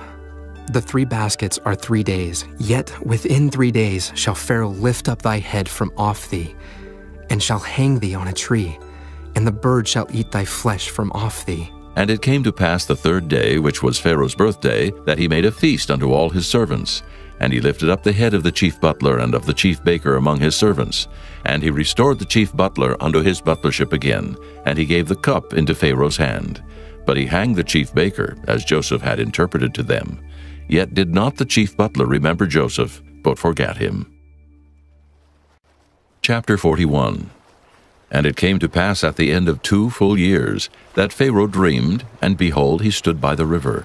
And behold, there came up out of the river 7 well-favored kine and fat-fleshed, and they fed in a meadow. And behold, 7 other kine came up after them out of the river, ill-favored and lean-fleshed, and stood by the other kine upon the brink of the river. And the ill-favored and lean-fleshed kine did eat up the 7 well-favored and fat kine. So Pharaoh awoke, and he slept and dreamed the 2nd time. And behold, 7 ears of corn came up upon one stalk, rank and good. And behold, 7 thin ears, and blasted with the east wind, sprung up after them. And the 7 thin ears devoured the 7 rank and full ears. And Pharaoh awoke, and behold, it was a dream. And it came to pass in the morning that his spirit was troubled, and he sent and called for all the magicians of Egypt, and all the wise men thereof. And Pharaoh told them his dream, but there was none that could interpret them unto Pharaoh. Then spake the chief butler unto Pharaoh, saying, I do remember my faults this day. Pharaoh was wroth with his servants, and put me in ward in the captain of the guard's house, both me and the chief baker. And we dreamed a dream in one night, I and he. We dreamed each man according to the interpretation of his dream. And there was there with us a young man, an Hebrew, servant to the captain of the guard. And we told him, and he interpreted to us our dreams. To each man according to his dream he did interpret. And it came to pass, as he interpreted to us, so it was. Me he restored unto mine office, and him he hanged. Then Pharaoh sent and called Joseph, and they brought him hastily out of the dungeon. And he shaved himself, and changed his raiment, and came in unto Pharaoh. And Pharaoh said unto Joseph, I have dreamed a dream, and there is none that can interpret it. And I have heard say of thee, that thou canst understand a dream to interpret it. And Joseph answered Pharaoh, saying, It is not in me. God shall give Pharaoh an answer of peace. And Pharaoh said unto Joseph, In my dream, behold, I stood upon the bank of the river. And behold, there came up out of the river 7 kine, fat-fleshed and well-favored, and they fed in a meadow. And behold, 7 other kine came up after them, poor and very ill-favored and lean-fleshed, such as I never saw in all the land of Egypt for badness. And the lean and the ill-favored kine did eat up the first 7 fat kine. And when they had eaten them up, it could not be known that they had eaten them, but they were still ill-favored as at the beginning. So I awoke, and I saw in my dream, and behold, 7 ears came up in one stalk, full and good. And behold, 7 ears withered, thin, and blasted with the east wind sprung up after them. And the thin ears devoured the 7 good ears, and I told this unto the magicians, but there was none that could declare it to me. And Joseph said unto Pharaoh, The dream of Pharaoh is one. God hath showed Pharaoh what he is about to do. The 7 good kine are 7 years, and the 7 good ears are 7 years. The dream is one. And the 7 thin and ill-favored kine that came up after them are 7 years. And the 7 empty ears blasted with the east wind shall be 7 years of famine. This is the thing which I have spoken unto Pharaoh. What God is about to do he showeth unto Pharaoh. Behold, there come 7 years of great plenty throughout all the land of Egypt. And there shall arise after them 7 years of famine, and all the plenty shall be forgotten in the land of Egypt, and the famine shall consume the land. And the plenty shall not be known in the land by reason of that famine following, for it shall be very grievous. And for that the dream was doubled unto Pharaoh twice. It is because the thing is established by God, and God will shortly bring it to pass. Now, therefore, let Pharaoh look out, a man discreet and wise, and set him over the land of Egypt. Let Pharaoh do this, and let him appoint officers over the land, and take up the 5th part of the land of Egypt in the 7 plenteous years. And let them gather all the food of those good years that come, and lay up corn under the hand of Pharaoh. And let them keep food in the cities. And that food shall be for store to the land against the 7 years of famine, which shall be in the land of Egypt, that the land perish not through the famine. And the thing was good in the eyes of Pharaoh, and in the eyes of all his servants. And Pharaoh said unto his servants, Can we find such a one as this is, a man in whom the Spirit of God is? And Pharaoh said unto Joseph, For as much as God hath showed thee all this, there is none so discreet and wise as thou art. Thou shalt be over my house, and according unto thy word shall all my people be ruled. Only in the throne will I be greater than thou. And Pharaoh said unto Joseph, See, I have set thee over all the land of Egypt. And Pharaoh took off his ring from his hand, and put it upon Joseph's hand, and arrayed him in vestures of fine linen, and put a gold chain about his neck. And he made him to ride in the second chariot which he had.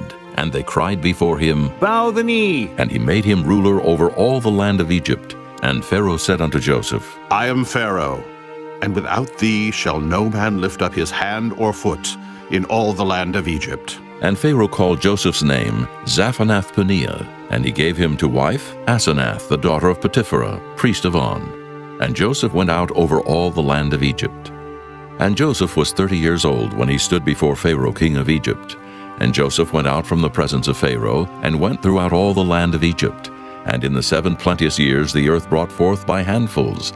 And he gathered up all the food of the 7 years which were in the land of Egypt, and laid up the food in the cities. The food of the field which was round about every city laid he up in the same. And Joseph gathered corn as the sand of the sea, very much, until he left numbering, for it was without number. And unto Joseph were born 2 sons before the years of famine came, which Asenath, the daughter of Potipherah, priest of On, bare unto him. And Joseph called the name of the firstborn Manasseh. For God, said he, hath made me forget all my toil, and all my father's house. And the name of the second called he Ephraim. For God hath caused me to be fruitful in the land of my affliction. And the 7 years of plenteousness that was in the land of Egypt were ended. And the 7 years of dearth began to come, according as Joseph had said. And the dearth was in all lands, but in all the land of Egypt there was bread. And when all the land of Egypt was famished, the people cried to Pharaoh for bread.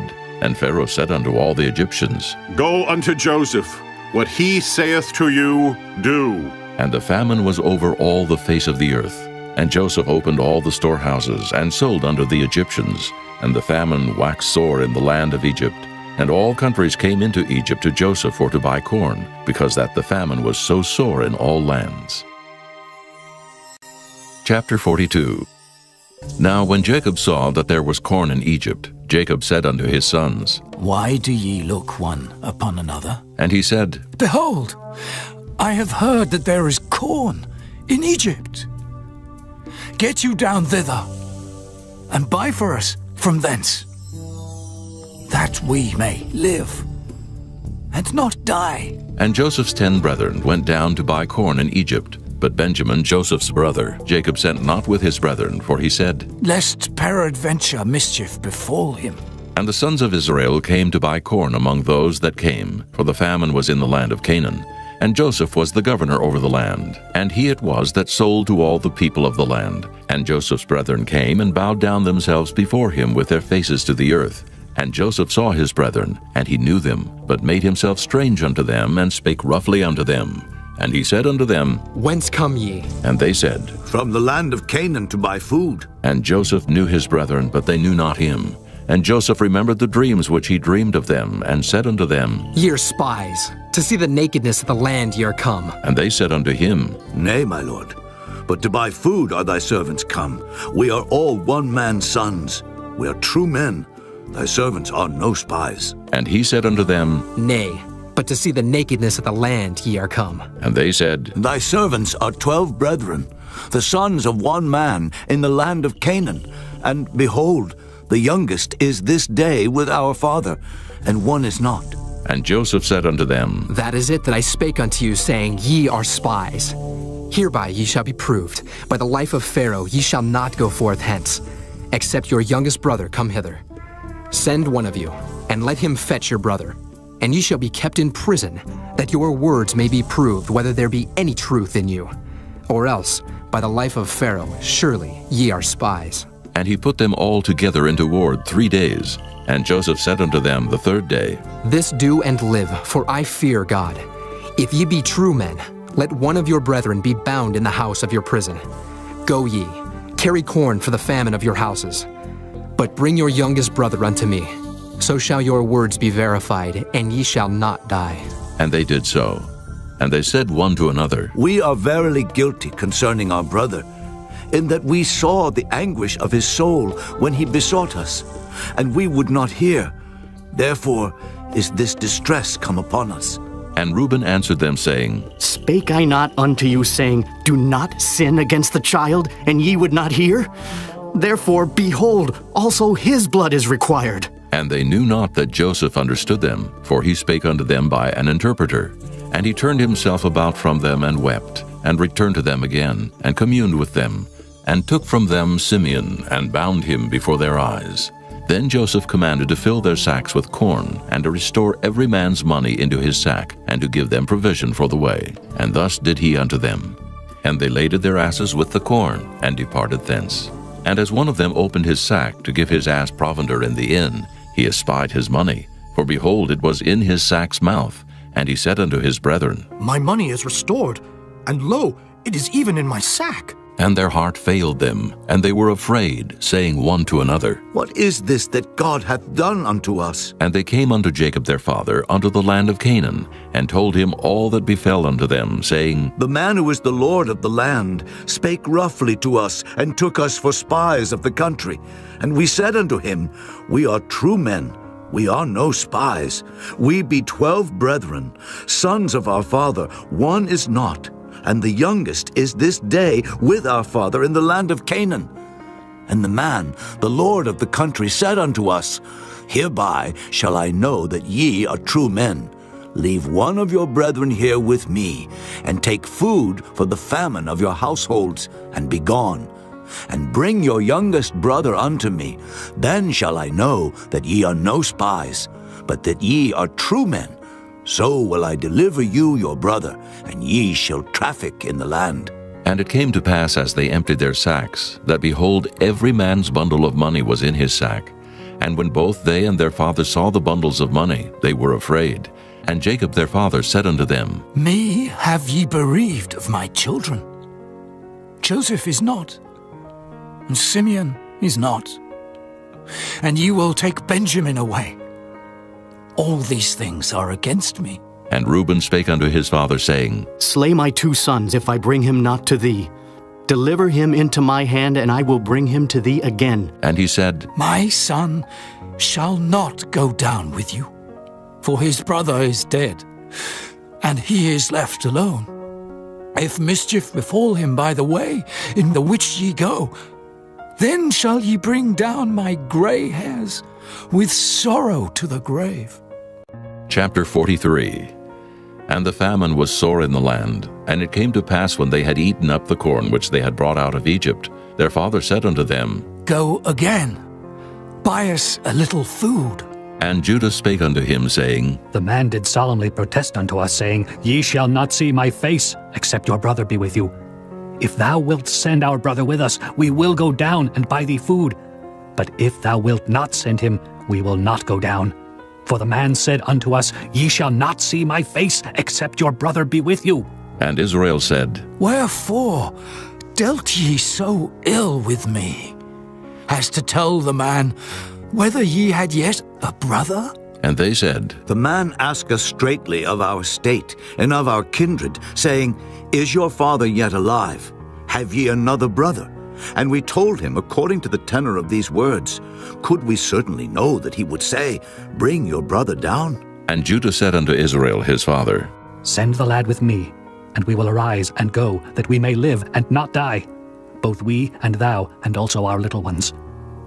I will be surety for him. Of my hand shalt thou require him. If I bring him not unto thee, and set him before thee, then let me bear the blame forever. For except we had lingered, surely now we had returned this second time. And their father Israel said unto them, If it must be so now, do this. Take of the best fruits in the land in your vessels, and carry down the man a present, a little balm, and a little honey, spices, and myrrh, nuts, and almonds. And take double money in your hand, and the money that was brought again in the mouth of your sacks, carry it again in your hand. Peradventure it was an oversight. Take also your brother, and arise, go again unto the man. And God Almighty give you mercy before the man, that he may send away your other brother, and Benjamin. If I be bereaved of my children, I am bereaved. And the men took that present, and they took double money in their hand, and Benjamin, and rose up and went down to Egypt, and stood before Joseph. And when Joseph saw Benjamin with them, he said to the ruler of his house, Bring these men home, and slay, and make ready, for these men shall dine with me at noon. And the man did as Joseph bade, and the man brought the men into Joseph's house. And the men were afraid, because they were brought into Joseph's house. And they said, Because of the money that was returned in our sacks at the first time are we brought in, that he may seek occasion against us, and fall upon us, and take us for bondmen, and our asses. And they came near to the steward of Joseph's house, and they communed with him at the door of the house, and said, Oh, sir, we came indeed down at the first time to buy food, and it came to pass, when we came to the inn, that we opened our sacks, and behold, every man's money was in the mouth of his sack, our money in full weight, and we have brought it again in our hand. And other money have we brought down in our hands to buy food. We cannot tell who put our money in our sacks. And he said, Peace be to you, fear not. Your God and the God of your father hath given you treasure in your sacks. I had your money. And he brought Simeon out unto them. And the man brought the men into Joseph's house, and gave them water, and they washed their feet. And he gave their asses provender. And they made ready the present against Joseph came at noon, for they heard that they should eat bread there. And when Joseph came home, they brought him the present which was in their hand into the house, and bowed themselves to him to the earth. And he asked them of their welfare, and said, Is your father well, the old man of whom ye spake? Is he yet alive? And they answered, Thy servant, our father, is in good health. He is yet alive. And they bowed down their heads and made obeisance. And he lifted up his eyes and saw his brother Benjamin, his mother's son, and said, Is this your younger brother, of whom ye spake unto me? And he said, God be gracious unto thee, my son. And Joseph made haste, for his bowels did yearn upon his brother. And he sought where to weep, and he entered into his chamber and wept there. And he washed his face, and went out, and refrained himself, and said, Set on bread. And they set on for him by himself, and for them by themselves, and for the Egyptians which did eat with him by themselves, because the Egyptians might not eat bread with the Hebrews, for that is an abomination unto the Egyptians. And they sat before him, the firstborn according to his birthright, and the youngest according to his youth. And the men marveled one at another. And he took and sent messes unto them from before him. But Benjamin's mess was 5 times so much as any of theirs. And they drank and were merry with him. Chapter 44. And he commanded the steward of his house, saying, Fill the men's sacks with food, as much as they can carry, and put every man's money in his sack's mouth, and put my cup, the silver cup, in the sack's mouth of the youngest, and his corn money. And he did according to the word that Joseph had spoken. As soon as the morning was light, the men were sent away, they and their asses. And when they were gone out of the city, and not yet far off, Joseph said unto his steward, Up, follow after the men, and when thou dost overtake them, say unto them, Wherefore have ye rewarded evil for good? Is not this it in which my Lord drinketh, and whereby indeed he divineth? Ye have done evil in so doing. And he overtook them, and he spake unto them these same words. And they said unto him, Wherefore saith my Lord these words?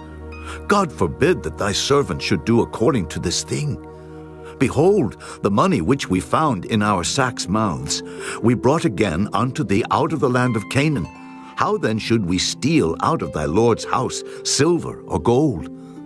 With whomsoever of thy servants it be found, both let him die, and we also will be my Lord's bondmen. And he said, Now also let it be according unto your words. He with whom it is found shall be my servant, and ye shall be blameless. Then they speedily took down every man his sack to the ground, and opened every man his sack. And he searched, and began at the eldest, and left at the youngest. And the cup was found in Benjamin's sack. Then they rent their clothes and laded every man his ass and returned to the city. And Judah and his brethren came to Joseph's house, for he was yet there, and they fell before him on the ground. And Joseph said unto them, What deed is this that ye have done? Wot ye not that such a man as I can certainly divine? And Judah said, What shall we say unto my lord? What shall we speak? Or how shall we clear ourselves? God hath found out the iniquity of thy servants. Behold, we are my lord's servants, both we, and he also with whom the cup is found. And he said, God forbid that I should do so, but the man in whose hand the cup is found, he shall be my servant. And as for you, get you up in peace unto your father. Then Judah came near unto him and said, O my lord, let thy servant, I pray thee, speak a word in my lord's ears, and let not thine anger burn against thy servant, for thou art even as Pharaoh. My lord asked his servants, saying, Have ye a father or a brother? And we said unto my lord, We have a father, an old man, and a child of his old age, a little one. And his brother is dead, and he alone is left of his mother, and his father loveth him. And thou saidst unto thy servants, Bring him down unto me, that I may set mine eyes upon him. And we said unto my lord, The lad cannot leave his father, for if he should leave his father would die. And thou saidst unto thy servants, Except your youngest brother come down with you, ye shall see my face no more. And it came to pass, when we came up unto thy servant my father, we told him the words of my lord. And our father said, Go again and buy us a little food.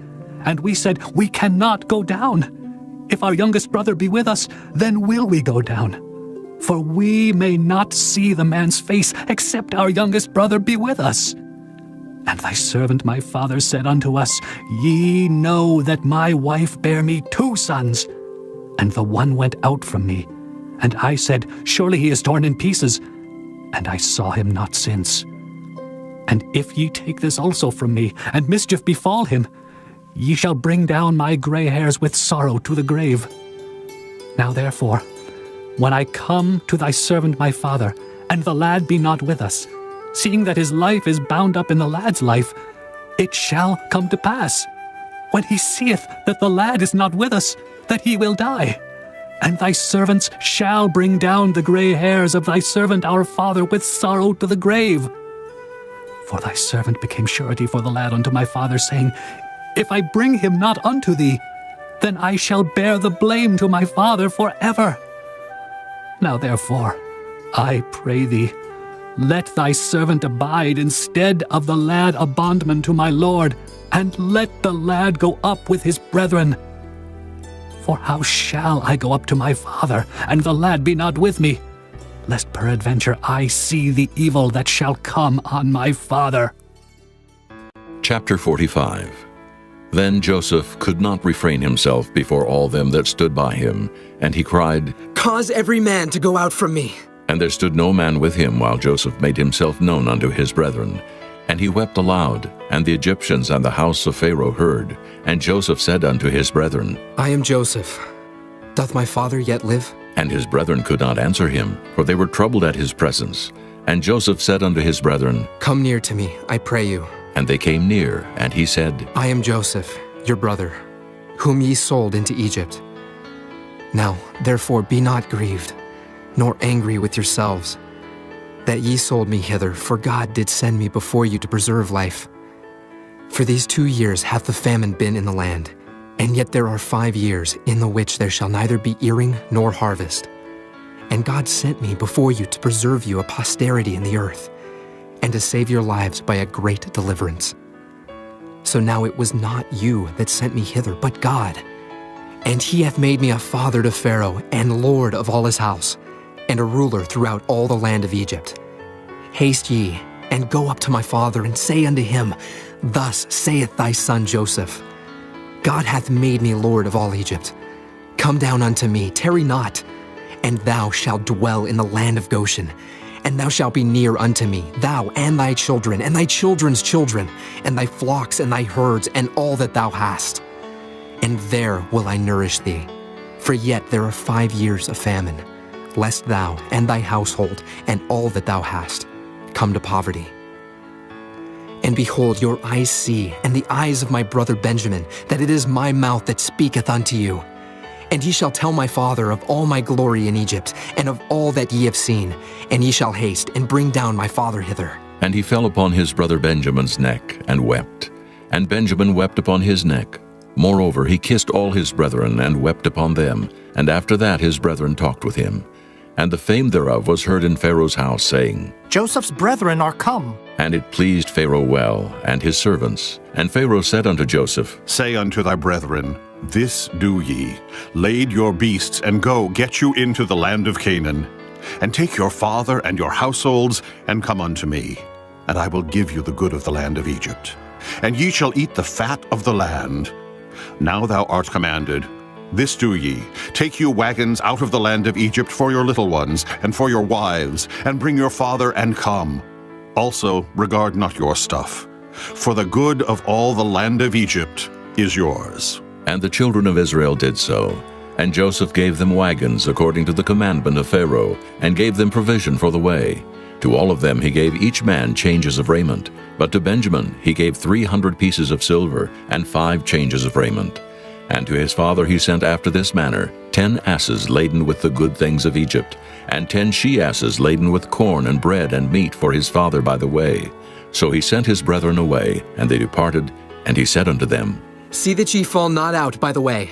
And they went up out of Egypt, and came into the land of Canaan unto Jacob their father, and told him, saying, Joseph is yet alive, and he is governor over all the land of Egypt. And Jacob's heart fainted, for he believed them not. And they told him all the words of Joseph which he had said unto them. And when he saw the wagons which Joseph had sent to carry him, the spirit of Jacob their father revived.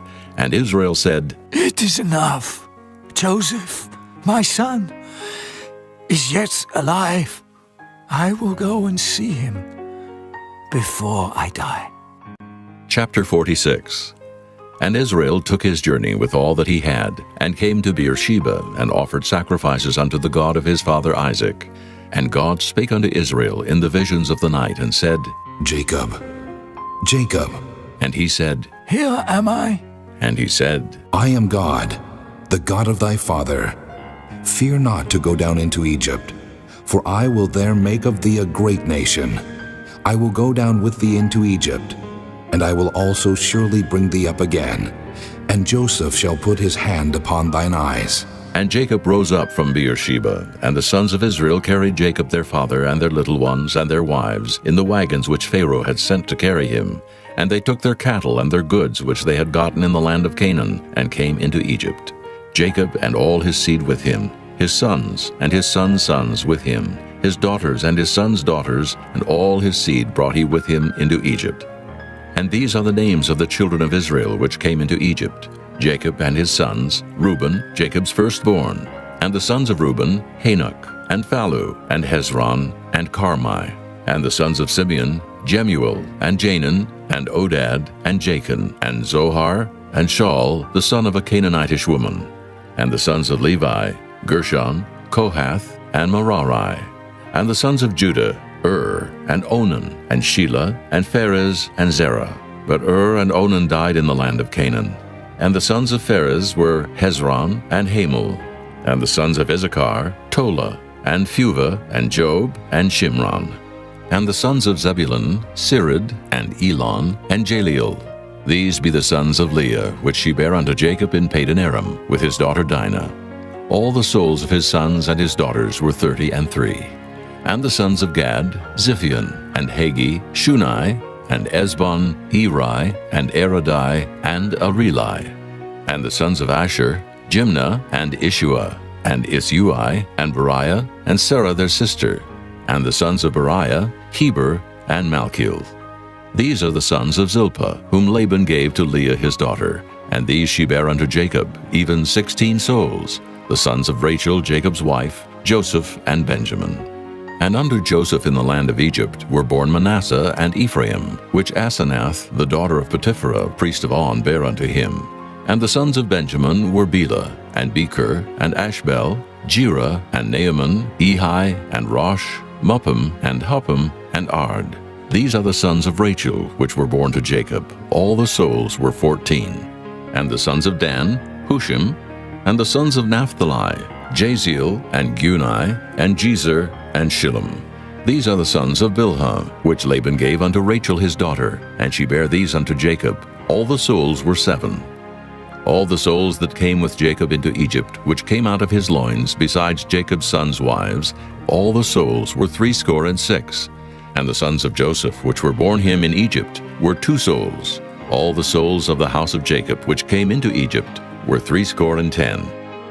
And he sent Judah before him unto Joseph, to direct his face unto Goshen. And they came into the land of Goshen, and Joseph made ready his chariot, and went up to meet Israel his father to Goshen, and presented himself unto him. And he fell on his neck, and wept on his neck a good while.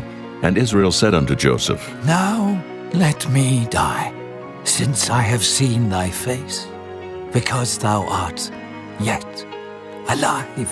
And Joseph said unto his brethren, and unto his father's house, I will go up, and show Pharaoh, and say unto him, My brethren and my father's house, which were in the land of Canaan, are come unto me. And the men are shepherds, for their trade hath been to feed cattle, and they have brought their flocks, and their herds, and all that they have. And it shall come to pass, when Pharaoh shall call you, and shall say, What is your occupation?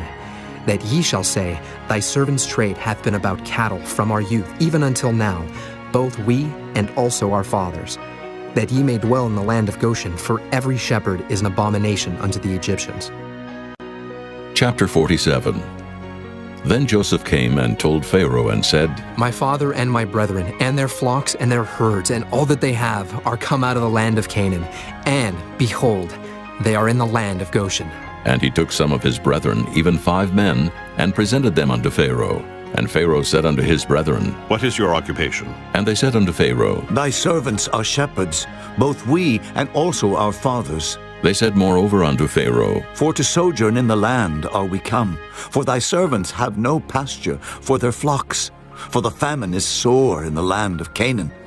Now therefore, we pray thee, let thy servants dwell in the land of Goshen. And Pharaoh spake unto Joseph, saying, Thy father and thy brethren are come unto thee. The land of Egypt is before thee. In the best of the land make thy father and brethren to dwell. In the land of Goshen let them dwell, and if thou knowest any men of activity among them, then make them rulers over my cattle. And Joseph brought in Jacob his father, and set him before Pharaoh. And Jacob blessed Pharaoh. And Pharaoh said unto Jacob, How old art thou? And Jacob said unto Pharaoh, The days of the years of my pilgrimage are 130 years. Few and evil have the days of the years of my life been, and have not attained unto the days of the years of the life of my fathers in the days of their pilgrimage. And Jacob blessed Pharaoh, and went out from before Pharaoh. And Joseph placed his father and his brethren, and gave them a possession in the land of Egypt, in the best of the land, in the land of Ramesses, as Pharaoh had commanded. And Joseph nourished his father and his brethren, and all his father's household, with bread, according to their families. And there was no bread in all the land, for the famine was very sore, so that the land of Egypt and all the land of Canaan fainted by reason of the famine. And Joseph gathered up all the money that was found in the land of Egypt and in the land of Canaan for the corn which they bought. And Joseph brought the money into Pharaoh's house.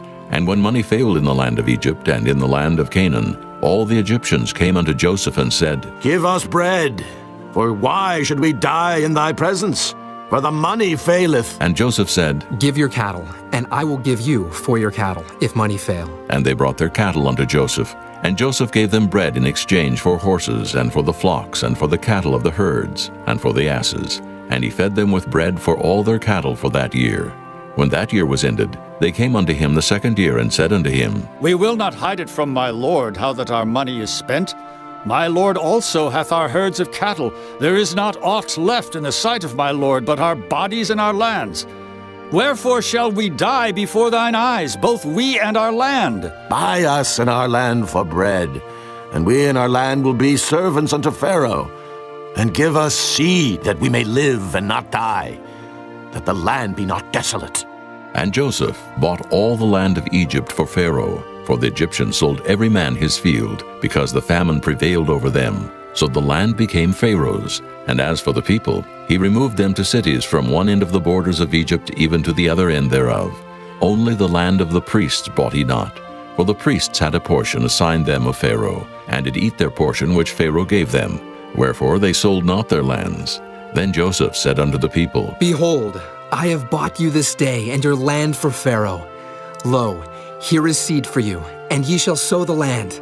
And it shall come to pass in the increase, that ye shall give the 5th part unto Pharaoh, and 4 parts shall be your own, for seed of the field, and for your food, and for them of your households, and for food for your little ones. And they said, Thou hast saved our lives. Let us find grace in the sight of my Lord, and we will be Pharaoh's servants. And Joseph made it a law over the land of Egypt unto this day, that Pharaoh should have the 5th part, except the land of the priests only, which became not Pharaoh's. And Israel dwelt in the land of Egypt in the country of Goshen, and they had possessions therein, and grew and multiplied exceedingly. And Jacob lived in the land of Egypt 17 years. So the whole age of Jacob was 147 years. And the time drew nigh that Israel must die. And he called his son Joseph, and said unto him, If now I have found grace in thy sight, put, I pray thee, thy hand under my thigh, and deal kindly and truly with me. Bury me not, I pray thee, in Egypt, but I will lie with my fathers, and thou shalt carry me out of Egypt, and bury me in their burying place. And he said, I will do as thou hast said. And he said, Swear unto me. And he sware unto him. And Israel bowed himself upon the bed's head. Chapter 48. And it came to pass after these things that one told Joseph, Behold, thy father is sick. And he took with him his 2 sons, Manasseh and Ephraim. And one told Jacob and said, Behold, thy son Joseph cometh unto thee. And Israel strengthened himself, and sat upon the bed. And Jacob said unto Joseph, God Almighty appeared unto me at Luz in the land of Canaan, and blessed me, and said unto me, Behold, I will make thee fruitful, and multiply thee, and I will make of thee a multitude of people, and will give this land to thy seed after thee, for an everlasting possession. And now thy 2 sons, Ephraim and Manasseh, which were born unto thee in the land of Egypt, before I came unto thee into Egypt, are mine. As Reuben and Simeon, they shall be mine. And thy issue, which thou begettest after them, shall be thine, and shall be called after the name of their brethren in their inheritance. And as for me, when I came from Padan, Rachel died by me in the land of Canaan in the way, when yet there was but a little way to come unto Ephrath. And I buried her there, in the way of Ephrath. The same is Bethlehem. And Israel beheld Joseph's sons, and said, Who are these? And Joseph said unto his father, They are my sons, whom God hath given me in this place. And he said, Bring them, I pray thee, unto me, and I will bless them. Now the eyes of Israel were dim for age, so that he could not see. And he brought them near unto him, and he kissed them, and embraced them. And Israel said unto Joseph, I had not thought to see thy face, and lo, God hath showed me also thy seed. And Joseph brought them out from between his knees, and he bowed himself with his face to the earth. And Joseph took them both, Ephraim in his right hand toward Israel's left hand, and Manasseh in his left hand toward Israel's right hand, and brought them near unto him. And Israel stretched out his right hand, and laid it upon Ephraim's head, who was the younger, and his left hand upon Manasseh's head, guiding his hands wittingly, for Manasseh was the firstborn. And he blessed Joseph, and said, God, before whom my fathers Abraham and Isaac did walk, the God which fed me all my life long unto this day, the angel which redeemed me from all evil, bless the lads, and let my name be named on them, and the name of my fathers Abraham and Isaac, and let them grow into a multitude in the midst of the earth. And when Joseph saw that his father laid his right hand upon the head of Ephraim, it displeased him, and he held up his father's hand to remove it from Ephraim's head unto Manasseh's head.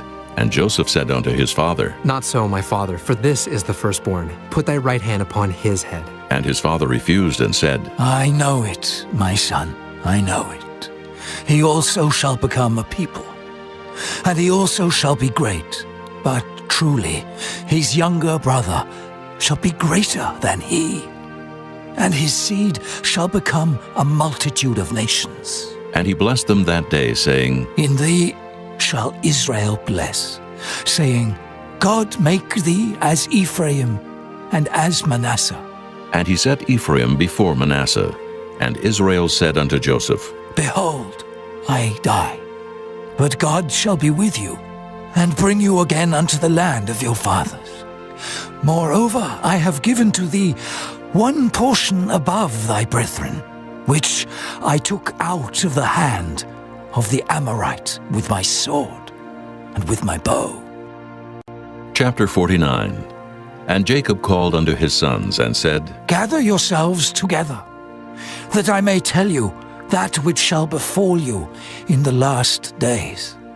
Gather yourselves together, and hear, ye sons of Jacob, and hearken unto Israel your father. Reuben, thou art my firstborn, my might, and the beginning of my strength, the excellency of dignity, and the excellency of power. Unstable as water, thou shalt not excel. Because thou wentest up to thy father's bed, then defiledst thou it. He went up to my couch. Simeon and Levi are brethren. Instruments of cruelty are in their habitations. O my soul, come not thou into their secret. Unto their assembly, mine honor, be not thou united. For in their anger they slew a man, and in their self-will they digged down a wall. Cursed be their anger, for it was fierce, and their wrath, for it was cruel. I will divide them in Jacob, and scatter them in Israel. Judah, thou art he whom thy brethren shall praise. Thy hand shall be in the neck of thine enemies. Thy father's children shall bow down before thee. Judah is a lion's whelp. From the prey, my son, thou art gone up. He stooped down. He couched as a lion. And as an old lion, who shall rouse him up? The scepter shall not depart from Judah, nor a lawgiver from between his feet, until Shiloh come. And unto him shall the gathering of the people be, binding his foal unto the vine, and his ass's colt unto the choice vine. He washed his garments in wine, and his clothes in the blood of grapes. His eyes shall be red with wine, and his teeth white with milk. Zebulun shall dwell at the haven of the sea, and he shall be for an haven of ships, and his border shall be unto Zidon. Issachar is a strong ass couching down between two burdens. And he saw that rest was good, and the land that it was pleasant, and bowed his shoulder to bear, and became a servant unto tribute. Dan shall judge his people, as one of the tribes of Israel. Dan shall be a serpent by the way, an adder in the path, that biteth the horse heels, so that his rider shall fall backward. I have waited for thy salvation, O Lord. Gad, a troop shall overcome him, but he shall overcome at the last. Out of Asher his bread shall be fat, and he shall yield royal dainties. Naphtali is a hind let loose. He giveth goodly words.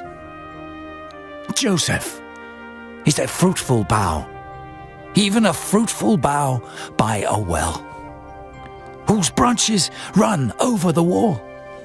The archers have sorely grieved him, and shot at him, and hated him. But his bow abode in strength, and the arms of his hands were made strong by the hands of the mighty God of Jacob.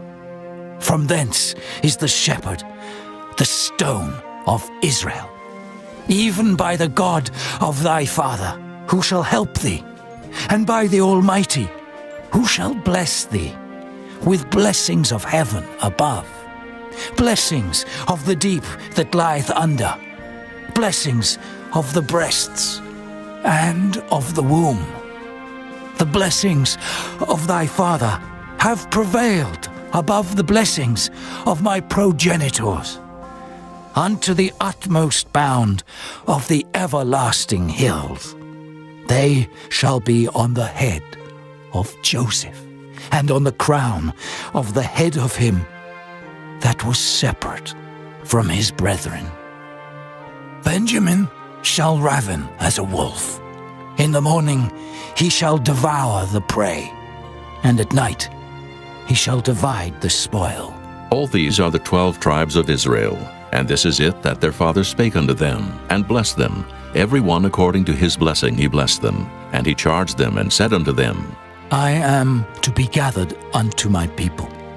Bury me with my fathers in the cave that is in the field of Ephron the Hittite, in the cave that is in the field of Machpelah, which is before Mamre, in the land of Canaan, which Abraham bought with the field of Ephron the Hittite, for a possession of a burying place. There they buried Abraham and Sarah his wife. There they buried Isaac and Rebekah his wife. And there I buried Leah. The purchase of the field and of the cave that is therein was from the children of Heth. And when Jacob had made an end of commanding his sons, he gathered up his feet into the bed, and yielded up the ghost, and was gathered unto his people. Chapter 50. And Joseph fell upon his father's face, and wept upon him, and kissed him. And Joseph commanded his servants, the physicians, to embalm his father. And the physicians embalmed Israel. And 40 days were fulfilled for him, for so are fulfilled the days of those which are embalmed. And the Egyptians mourned for him 60 days. And when the days of his mourning were past, Joseph spake unto the house of Pharaoh, saying, If now I have found grace in your eyes, speak, I pray you, in the ears of Pharaoh, saying, My father made me swear, saying, Lo, I die in my grave which I have digged for me in the land of Canaan. There shalt thou bury me. Now therefore let me go up, I pray thee, and bury my father, and I will come again. And Pharaoh said, Go up and bury thy father, according as he made thee swear. And Joseph went up to bury his father, and with him went up all the servants of Pharaoh, the elders of his house, and all the elders of the land of Egypt, and all the house of Joseph and his brethren and his father's house. Only their little ones and their flocks and their herds they left in the land of Goshen. And there went up with him both chariots and horsemen, and it was a very great company. And they came to the threshing floor of Atad, which is beyond Jordan, and there they mourned with a great and very sore lamentation. And he made a mourning for his father 7 days. And when the inhabitants of the land, the Canaanites, saw the mourning in the floor of Atad, they said, This is a grievous mourning to the Egyptians. Wherefore the name of it was called Abel Mizraim, which is beyond Jordan. And his sons did unto him according as he commanded them. For his sons carried him into the land of Canaan, and buried him in the cave of the field of Machpelah, which Abraham bought with the field for a possession of the burying place of Ephron the Hittite, before Mamre. And Joseph returned into Egypt, he and his brethren, and all that went up with him to bury his father, after he had buried his father. And when Joseph's brethren saw that their father was dead, they said, Joseph will peradventure hate us, and will certainly requite us all the evil which we did unto him. And they sent a messenger unto Joseph, saying, Thy father did command before he died, saying, So shall ye say unto Joseph, Forgive, I pray thee now, the trespass of thy brethren, and their sin, for they did unto thee evil. And now, we pray thee, forgive the trespass of the servants of the God of thy father. And Joseph wept when they spake unto him. And his brethren also went and fell down before his face, and they said, Behold, we be thy servants. And Joseph said unto them, Fear not, for am I in the place of God? But as for you, ye thought evil against me. But God meant it unto good, to bring to pass as it is this day, to save much people alive. Now therefore fear ye not, I will nourish you, and your little ones. And he comforted them, and spake kindly unto them. And Joseph dwelt in Egypt, he and his father's house. And Joseph lived 110 years. And Joseph saw Ephraim's children of the third generation. The children also of Machir the son of Manasseh were brought up upon Joseph's knees.